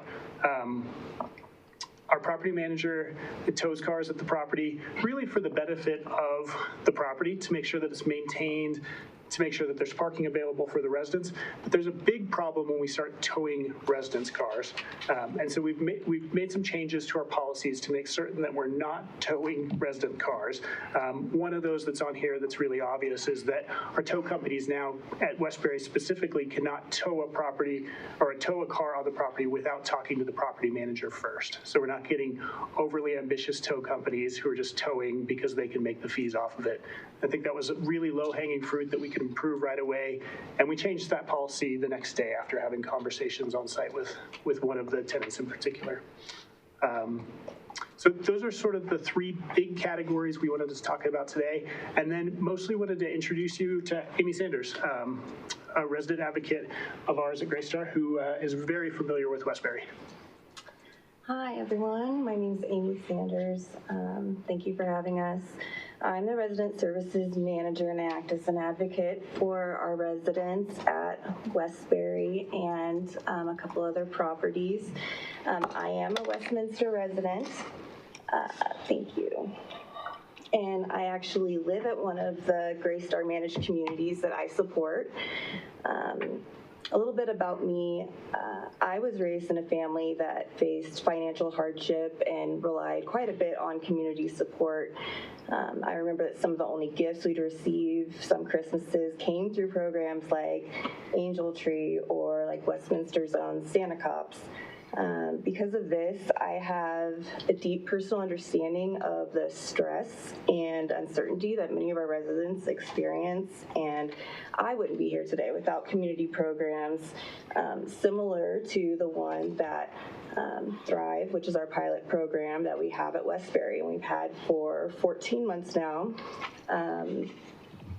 So my role is focused on being embedded in the community and creating consistent, approachable access points for residents, whether that's through resources, programming, or direct support.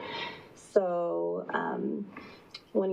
right here, I want to show that, we have partnered with Smart Commute, trying to help transportation resources. We're looking into getting to an e-bike program. There's grants out there for e-bikes for affordable communities. We are working on getting something like that at Westbury for our residents. When I got there were not transit guides in Spanish, and they weren't updated. So now Smart Commute has helped us. They've done these get-around guides that show a lot of details about Westminster Transit, and we have them now in Spanish. And I have also requested, and they've gotten them for not only my other properties, but the other properties in our Denver Metro portfolio, which is just great. One other piece on this is I am working with Smart Commute. We're going to bring a training on RTD to Westbury. We're going to get a bus, and they're going to be able to come and actually, do a little trial run and learn how to use it, because it can be incredibly intimidating if you don't know how to use transit. And that's going to be bilingual instructors too. So another thing, because language can be so intimidating when that's one of your barriers. So almost all of what I do is needs-based. I'm not bringing in preset programming. I'm building it based on what I'm seeing and hearing directly from our residents. So, when I got here, it was clear that we needed food support. So every week I made a partner with a food bank. So I pick up there and I bring it to our properties. Last year, I also partnered with Westminster Public School District, and 2 of our properties were drop-off sites for free summer lunches for the children in our communities, which hopefully, it makes a, big impact, especially during the summer. Let's see, so what else? I have also done, programs like Community Safety Night, where we bring out, the police and the fire, get to have, all of our residents, which, most of my properties are about 50% English speaking, 50% Spanish speaking. So to have them comfortable and getting to meet law enforcement and our first responders, I think is really key to, letting, people know that, they're on their side. I've partnered, let's see, when I did a spring resource fair, we partnered with Joyful Journeys. They have low-cost intramural kids sports. So instead of, $1,000, give or take for, your child to play an intramural sport, and these fees are around $100. They also have free CPR classes.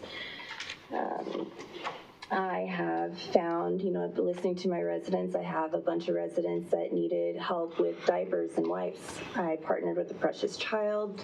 They give me supplies of wipes. I've been able to give away cases and cases of wipes this year, and many packages of diapers.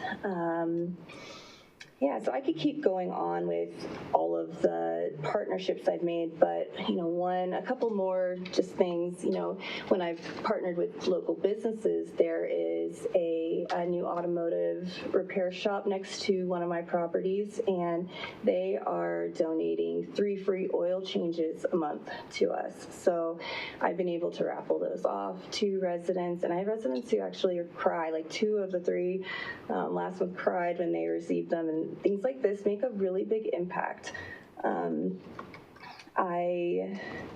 Also next month, I'm working with Spark Hope Automotive, and they're a really cool nonprofit automotive shop that supports single working mothers. They receive their work at 50% of what market cost normally is, and they also have programs to where they can buy vehicles at 50% of the sticker cost. So I can do bigger things like that, and I've done smaller things down to, I've dropped off Section 8 paperwork for a resident who couldn't get it there at the last minute last week at the Housing Authority. So I just try to find ways to help people where they need it. I'm there for them. I welcome every new resident to our communities. So they meet me, they have my information, they know how to reach me. And yeah, right now, one of my newest requests this week is I'm searching for a couch for a resident. So I did that a few months ago, and I partnered with ARC. They, gave me vouchers, and I was able to buy a sofa. And then I partnered with a local church nearby, and they sent some of their maintenance team to do the delivery and move it up for her. This was a blind resident, and yeah, and we're going to do it again. Yeah, let's see. I love ARC, by the way. I was able to give away over 450 coats in February because I did a coat drive in January and then partnered with ARC. I was able to buy a bunch to support that and give those away in February. So last month I had the library. I tried to bring the library a couple times a year. There's everything at the library. They're free resources. People just need to know about it so they can print 30 pages a day. They have English as a second language courses. They have job support courses. They have so many things available at the library, and I bring them on site, and hopefully, that way my residents can connect and get the information, because if they don't know about it, then they can't use the resources. But, yeah, so I think that, what I've seen is that when there's a consistent, trusted presence in the community, engagement becomes more organic and communication just improves across the board. They feel comfortable bringing, their problems to me. They know that I'm on their side. And yeah, actually, I love my job, by the way. Thanks, Amy. So the message we wanted to convey is that Greystar really holds our reputation in Westminster in high regard. We think it's critically important. We're the largest property manager in the city, and we welcome the accountability that came with the Westbury property. We're here to continue to work to improve the situation there, and we hope to be a member of the Westminster community for a long time. Thank you. We're open for questions if you have any. Thank you for the presentation. Okay, I'll turn it over to Council. Councilor Zadi. Thank you. I just wanted to say it's rare to have this level of accountability from an organization, a company, and I want to thank you for your work on this. It's been, we also hear from all sorts of stakeholders like UNE and so forth, and you guys are doing a great job of holding yourselves accountable and showing, you're leading by walking the walk, right? And I think if every organization was like you, we would have a much better society, right? Because it's not hard to take some reflection and say, hey, X, Y, Z, let's try and fix this, rather than trying to hide it or or cast doubt on it. So thank you for leading from the front. Thank you. Any other thoughts, Mayor Pro Tem? One, thank you for the presentation, and thank you for hiring Amy. And I really appreciate what you're able to do and the types of connections and partnerships that you fostered. And so I just have some questions around that. With the 2,900 units that you have, how far does Amy's reach go? And are there other similar employees like Amy, or are you the only one? So I have 816 units of those, but I am the first. We are a pilot program, and first of my kind specifically like this for this ownership group. But Greystar does have resident advocacy programs with other ownership groups in other markets. For me, we are expanding because my pilot has gone very well this past year, and so we are looking to expand in Colorado. I believe that they're looking hopefully into like the second and third quarters to see hopefully 2 more of me to start this year in the Denver metro area. I believe one of them would be in Westminster as well, and one of our other couple of our other properties. So the units that you have, 816 units, they're not all in Westminster? They all are, yeah. They all are? 3 communities. Mm-hmm. Okay, and then are those communities specifically deed restricted? So Westbury is the only affordable. The other 2 are market rate. Okay. Mm-hmm. Then how did you choose those particular communities for this pilot? I believe that when they looked at the picture of, their properties in this area, they chose 3 that, were hopefully like located close enough to each other that, one staff would be able to accommodate all of them, reliably and, in a timely manner. And they chose the ones with basically the highest needs, I believe. So, Westbury is, it's an older property. It has, its challenges, and it's an affordable community. The demographic gives us many opportunities to be able to help there. And then, the other 2 are, market rate, but they have very low rents comparatively across, and you still have people struggling there. So I believe, one of the things they looked at was maybe like delinquency, and they saw, people need help here, and so that's where I came in. What are the other 2 properties? Park Place on 92nd and Copperwood. Okay. And then,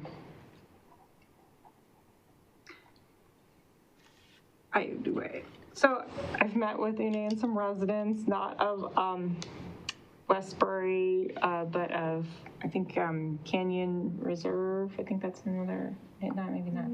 Is it Ironwood? Is it Ironwood is the, I'm sorry, they were both in the same spot, and I know I drove. I'm like, which one did I drive to? So the issue that they brought up was that when they were renewing, there were still maintenance issues. So I guess when you were talking about having like the 4-day, I'll separate these questions. But when you talk about have like a, the 4-day response time, I can't doesn't seem to be pervasively executed through all the communities. What control do you have to make sure that that's actually followed through in the properties you manage? Just to say, one thing that I can say is, having available floating staff to, be able to go to properties when they have higher, more priority work orders, so a lot of times we have a couple of new floats. I know that they've added to our maintenance team with my ownership group, that so whenever, a property, maybe they've had someone out on vacation or someone's sick, things don't get left behind in that way. We have floaters now that we didn't have before.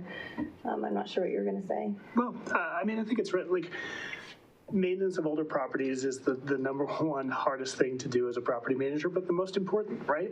It's our job to keep apartments in a safe, livable, comfortable condition. And so it's our job to maintain them quickly, and we have to hold ourselves accountable to that. And we can go look at any individual property and see what that comparative stat is to Westbury, but I think Westbury is a good example of Westbury was not at 4.3 days at this time last year. Westbury had a big backlog of maintenance issues that they had to work through, and so they did make a hire. They replaced a certain person. and they brought some floating people in, and they got that managed workload under control. And so now Westbury is in a relatively better place on responsiveness to maintenance concerns. And this other property, I'm not sure exactly sort of where it falls in that scale, but that's something that as a management company, we're constantly checking and grading ourselves on. And we know that that is the number one most important thing, is that we're maintaining our properties. So I guess I could just simply say, I don't know what the duration is at that property in particular, but we can look at it and we can see if it's performing or not, and what they're doing if it's not being maintained as quickly as it should be. Okay, because that's, I mean, they're just residents who don't have like stove burners working and things like that are kind of essential. Without a doubt. And then the second question and concern that arose from this conversation was just about renewals of leases. And in this particular property, folks were talking about how their rent went up significantly, like hundreds of dollars, when they were asked to renew their lease. And I feel like that's kind of predatory when, somebody's really tight, I mean, you mentioned you lived this, and I lived it too growing up, and, knowing that, several $100s is insurmountable for folks. And then they're in the space already. It's difficult to find money to move. The deposit. And to get the deposit. So that kind of practice is disturbing to hear. So how can some guardrails be established for increases like that? So it's definitely a big topic of conversation. And for us, we're a property manager. We're not always an owner, so we don't always dictate exactly what the renewals look like. But we contribute to the conversation without a doubt. We have a seat at that table always. It'd be uncommon for us to be raising rents that significantly. There was a point in time 3 years ago where rents were moving aggressively throughout the city and throughout the broader Denver area. Currently, rents are actually declining in most of our properties, and so we're seeing that we're dropping rents on renewals right now on the majority of our properties. But this property in particular, I'm not sure. And we typically don't restrict our properties, or typically our owners are unwilling to restrict a property to say that it can only renew at a certain percentage increase. But generally, like, the market seems to function so that we don't see big increases at renewal, because as property owners, we don't want to have big move outs. We want to renew residents. It's more cost effective for us as a property owner or property manager to renew our residents because it's expensive to turn properties over. It's expensive to have that vacancy, and it's expensive to go find a new tenant.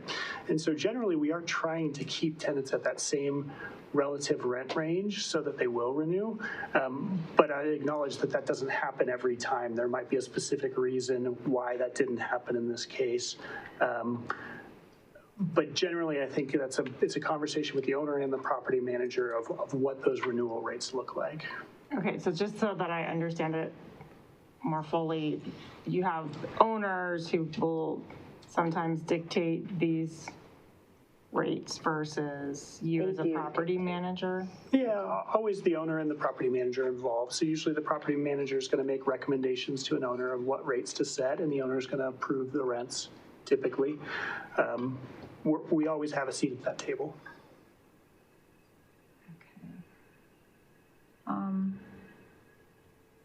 All right, those are my questions for now. Thank you. Councilor Barajas. Thank you, Mayor Pro Tem, because I feel like those were a bit of what I was thinking around with conversations with various stakeholders like UNE.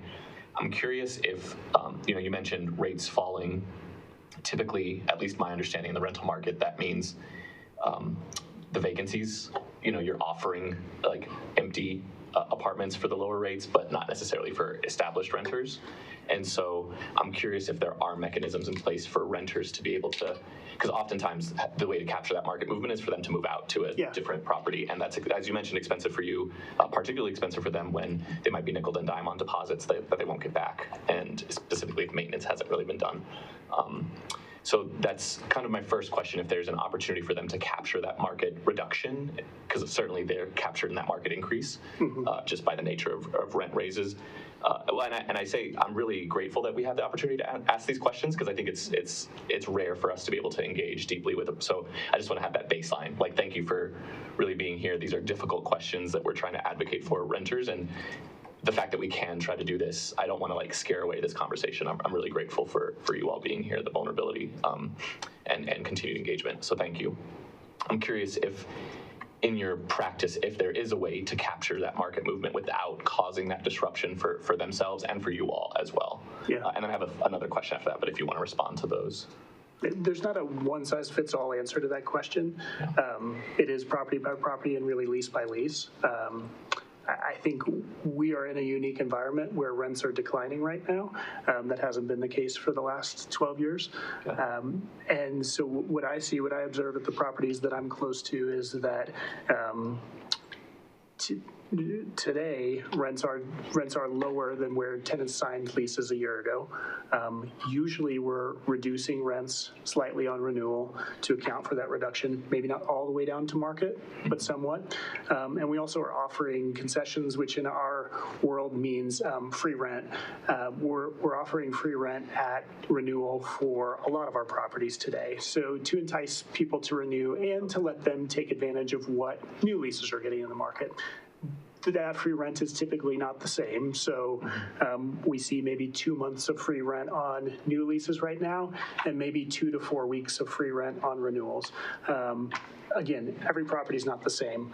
Some properties have tighter occupancy, and so they're not offering those same things. And some properties, more of like the Class A high-end properties right now, are feeling those struggles of occupancy, and so they're offering higher amounts of free rent and concessions, as we call it in our business.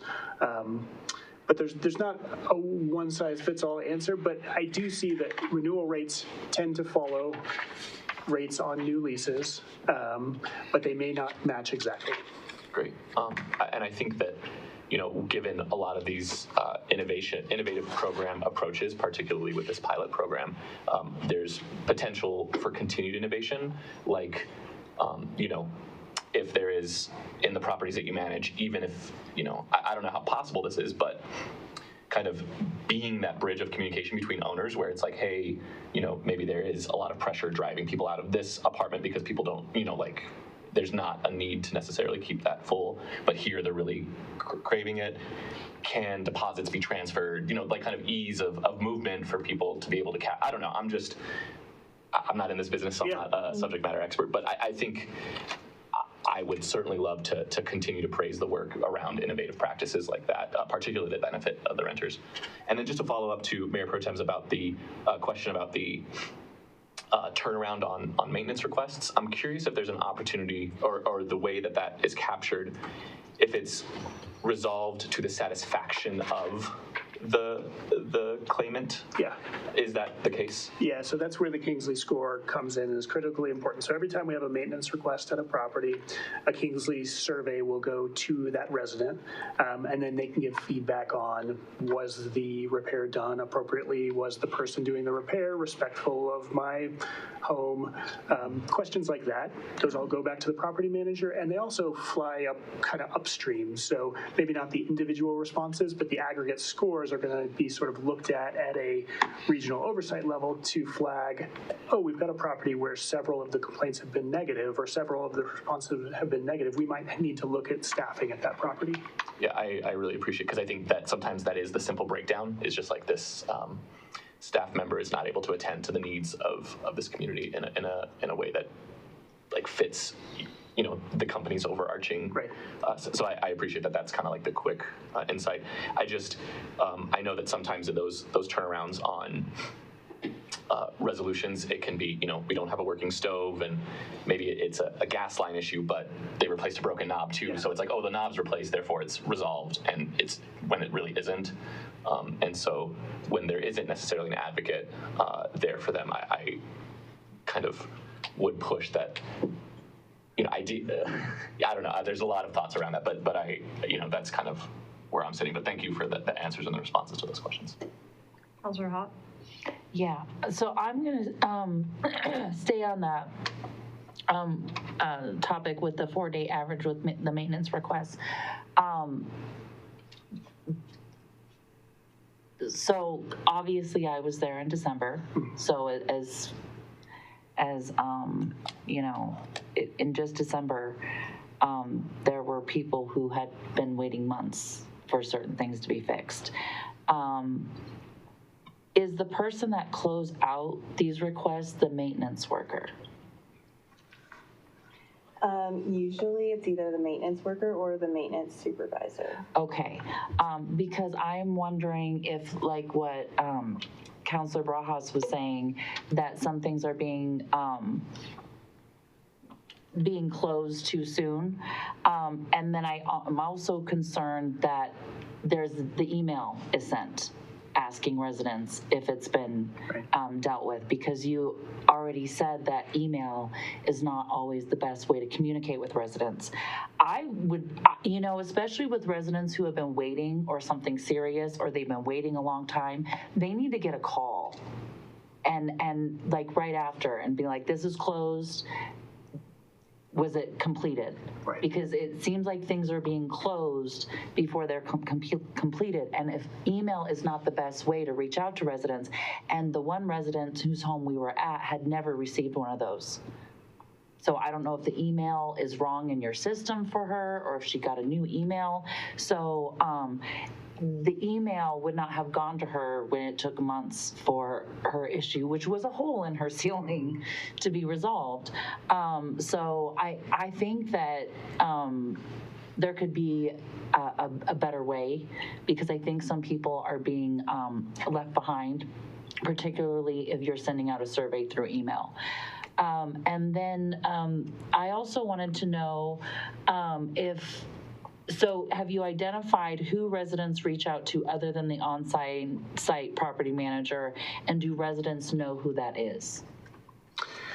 I would like to say really quickly, for the last thing you were speaking on, we have a new app and portal that has been rolled out over the last couple of months. And so starting about, I think like 3 weeks ago, I started receiving an email every time a resident puts in a maintenance request. And I also get an email every time a maintenance request is overdue. So I can go through and I can look, and I do, and I check. I send it to the manager and I say, hey, what is up with this? I'll ask the tenant, you know, I'll call them or I'll email them, or maybe I will see them and I'll say, hey, you know, what is up with this, so I can check it. I do like your suggestion of, you know, maybe calling more frequently than that, you know, maybe it's a good way for me to connect to people, but they, hopefully, ideally, they should know by now that at Westbury, that I am there for them and that they can connect with me. I'm available multiple different ways for them to reach out to me. I check all of the messages that come in through our apps, through the portal. And I'm actually the one who usually sends those, you know, out to who and follows up on those to make sure, because they don't go into a normal inbox or normal email inbox. So sometimes it can be a little bit out of sight, out of mind, and they're not for me. It's right where I am, and so I follow up those pretty regularly as well. But yeah. Okay. And then, so are you the person, if people are uncomfortable talking to the on-site property manager, are you the person that they talk to? Usually, and if they would prefer to speak, because I'm not bilingual, and so I usually use a translator, you know, app on the phone, and if they don't feel as comfortable with that, then I give them to the regional property manager. Mm-hmm. Okay, and then there were multiple complaints about the on-site property manager. When there are multiple complaints by multiple residents, are you looking into the practices of that property manager, and are you letting them know how they should be treating residents? So the property manager, whenever I see this happening, I am definitely forwarding these to the regional, who is, their direct boss. And, even at times I CC the director on it as well.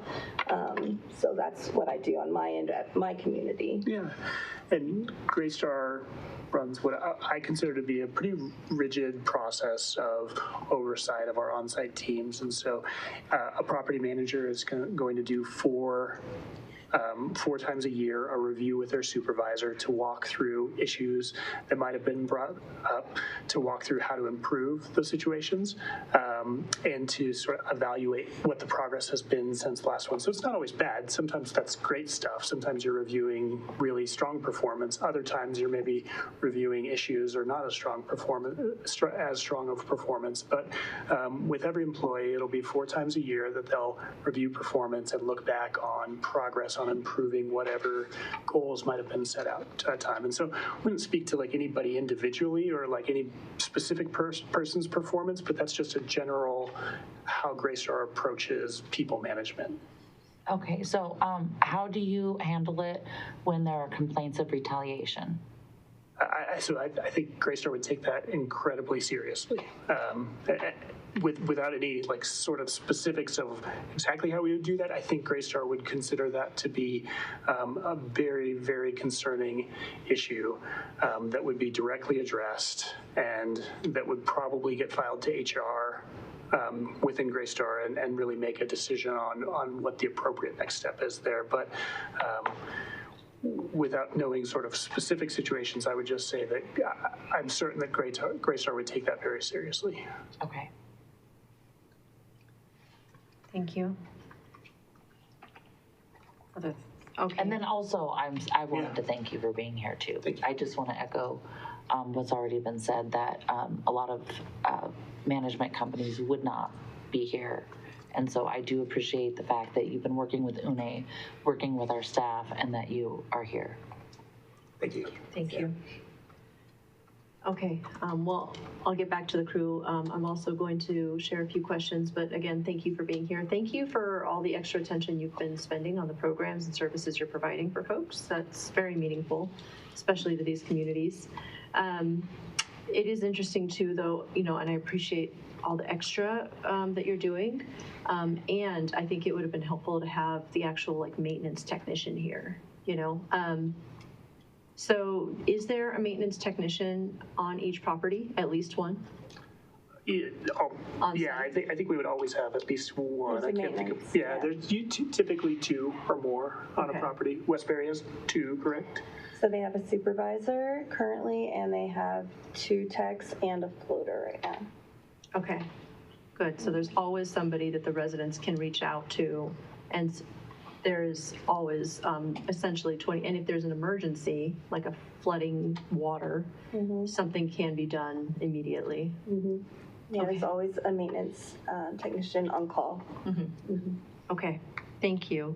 And then following up on some of the previous questions from Councilor Hott, that property manager, are they still employed with Greystar?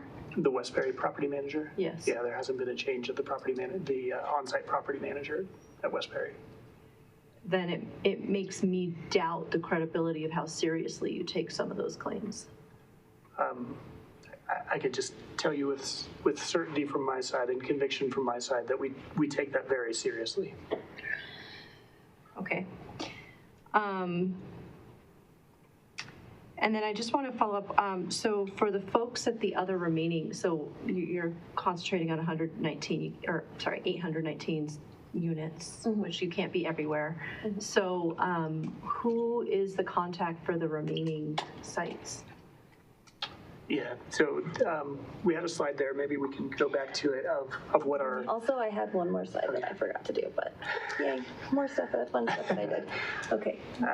Yeah, so we can go back and show the layers of oversight and the sort of next level that you would take it to. So there's the community manager, which would set up from the on-site team, community managers on-site.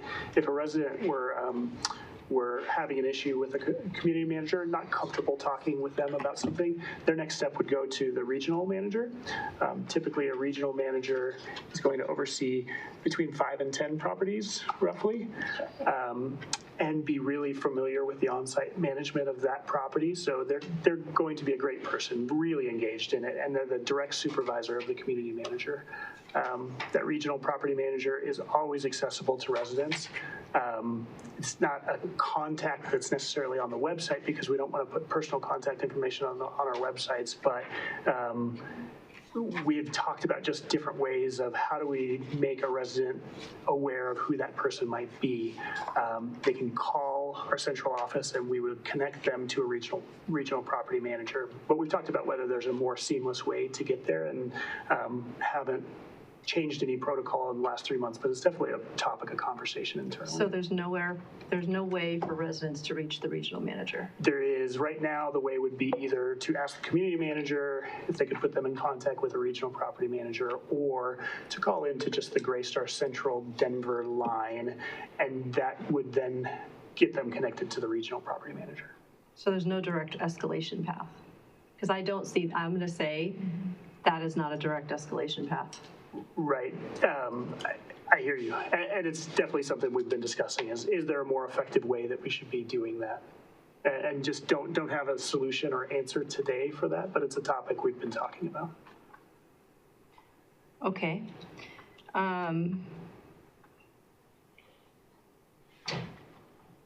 then as far as the residents, who we've, connected with, and, going back to that like 4.35 day response time on the maintenance and whatnot, have we met with all of the personal issues, the stakeholders that you met individually, have we resolved all of those issues that they were waiting for several months on? Have those all collectively been resolved at this time?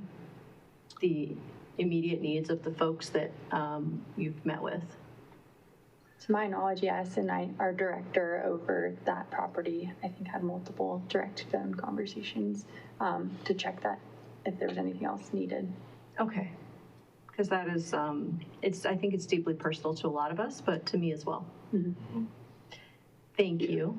And I guess I'll add to that is like in an effort to keep the accountability up to make sure that we're doing what we're saying and fixing these things, we are working closely with UNA to meet with them quarterly to see if there are any issues that aren't being addressed that weren't addressed. And we know that it's not their job necessarily to be the only people to bring those up to us, but they are a nice layer of accountability, and we're trying to proactively meet with them and see if those issues might be. Thank you. Yeah, we're very fortunate to have them. Councilor Ireland? I have a question. So if you get a request for some maintenance that's emergency, how long does it take for you to answer that? Like, they have no heat. It's the middle of the winter and it's -20. Yeah. How long? Is it going to take 4.35 days? No. Life safety issues get moved very much to the top. We understand you can't go without hot water, heat. Those are very impactful to residents' lives. So those do get prioritized over non-life safety.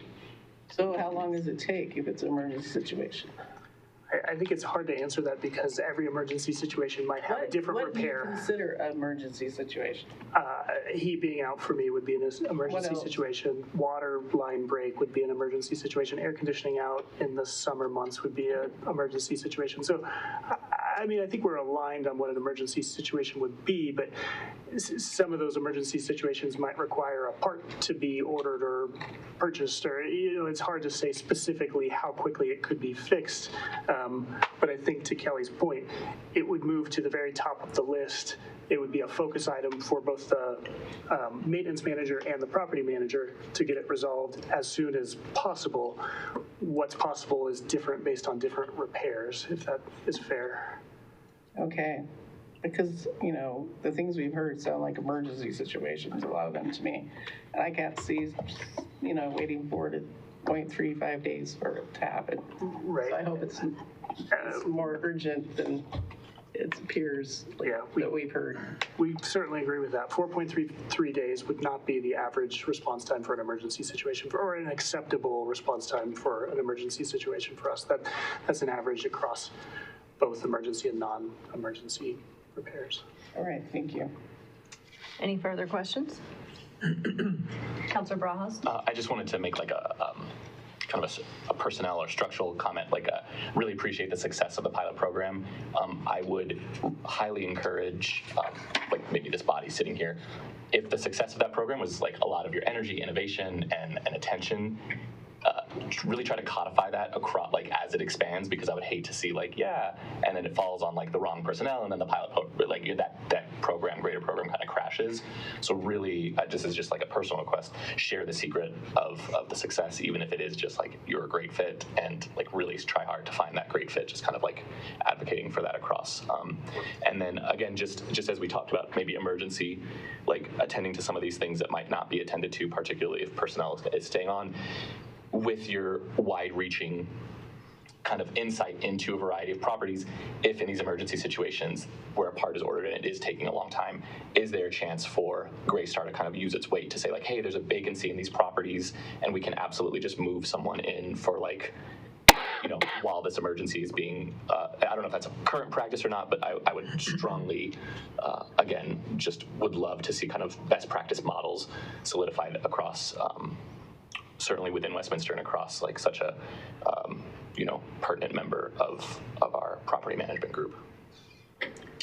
Councilor Zadi? I just want to reiterate the thank you, but also, so we've had conversations in general about your SOPs and your processes, but this is such an important conversation because you are our largest property manager, right? So I'm loving just the fact that you're here and we are asking, you're hearing all the feedback. And I think I just want to say this out loud, that it's a great model, I think, for a lot of other cities as well. There are property managers that exist, and you are our largest one. And I think ongoing, if you can continue to come to us on an ongoing basis, not too frequently, right? For your own mental health, but also just in general, just to keep that conversation flowing, because this is the kind of relationship that can impact a lot of, not just Westbury, but a lot of our other property managers who may be watching you, right, and seeing you, and you can be the model for them to also come in and see if they can change their practices. So thank you. Yeah, I'll underscore that point. So thank you for coming this evening. Appreciate your time, and thank you for the presentation. Thank you. Thank you.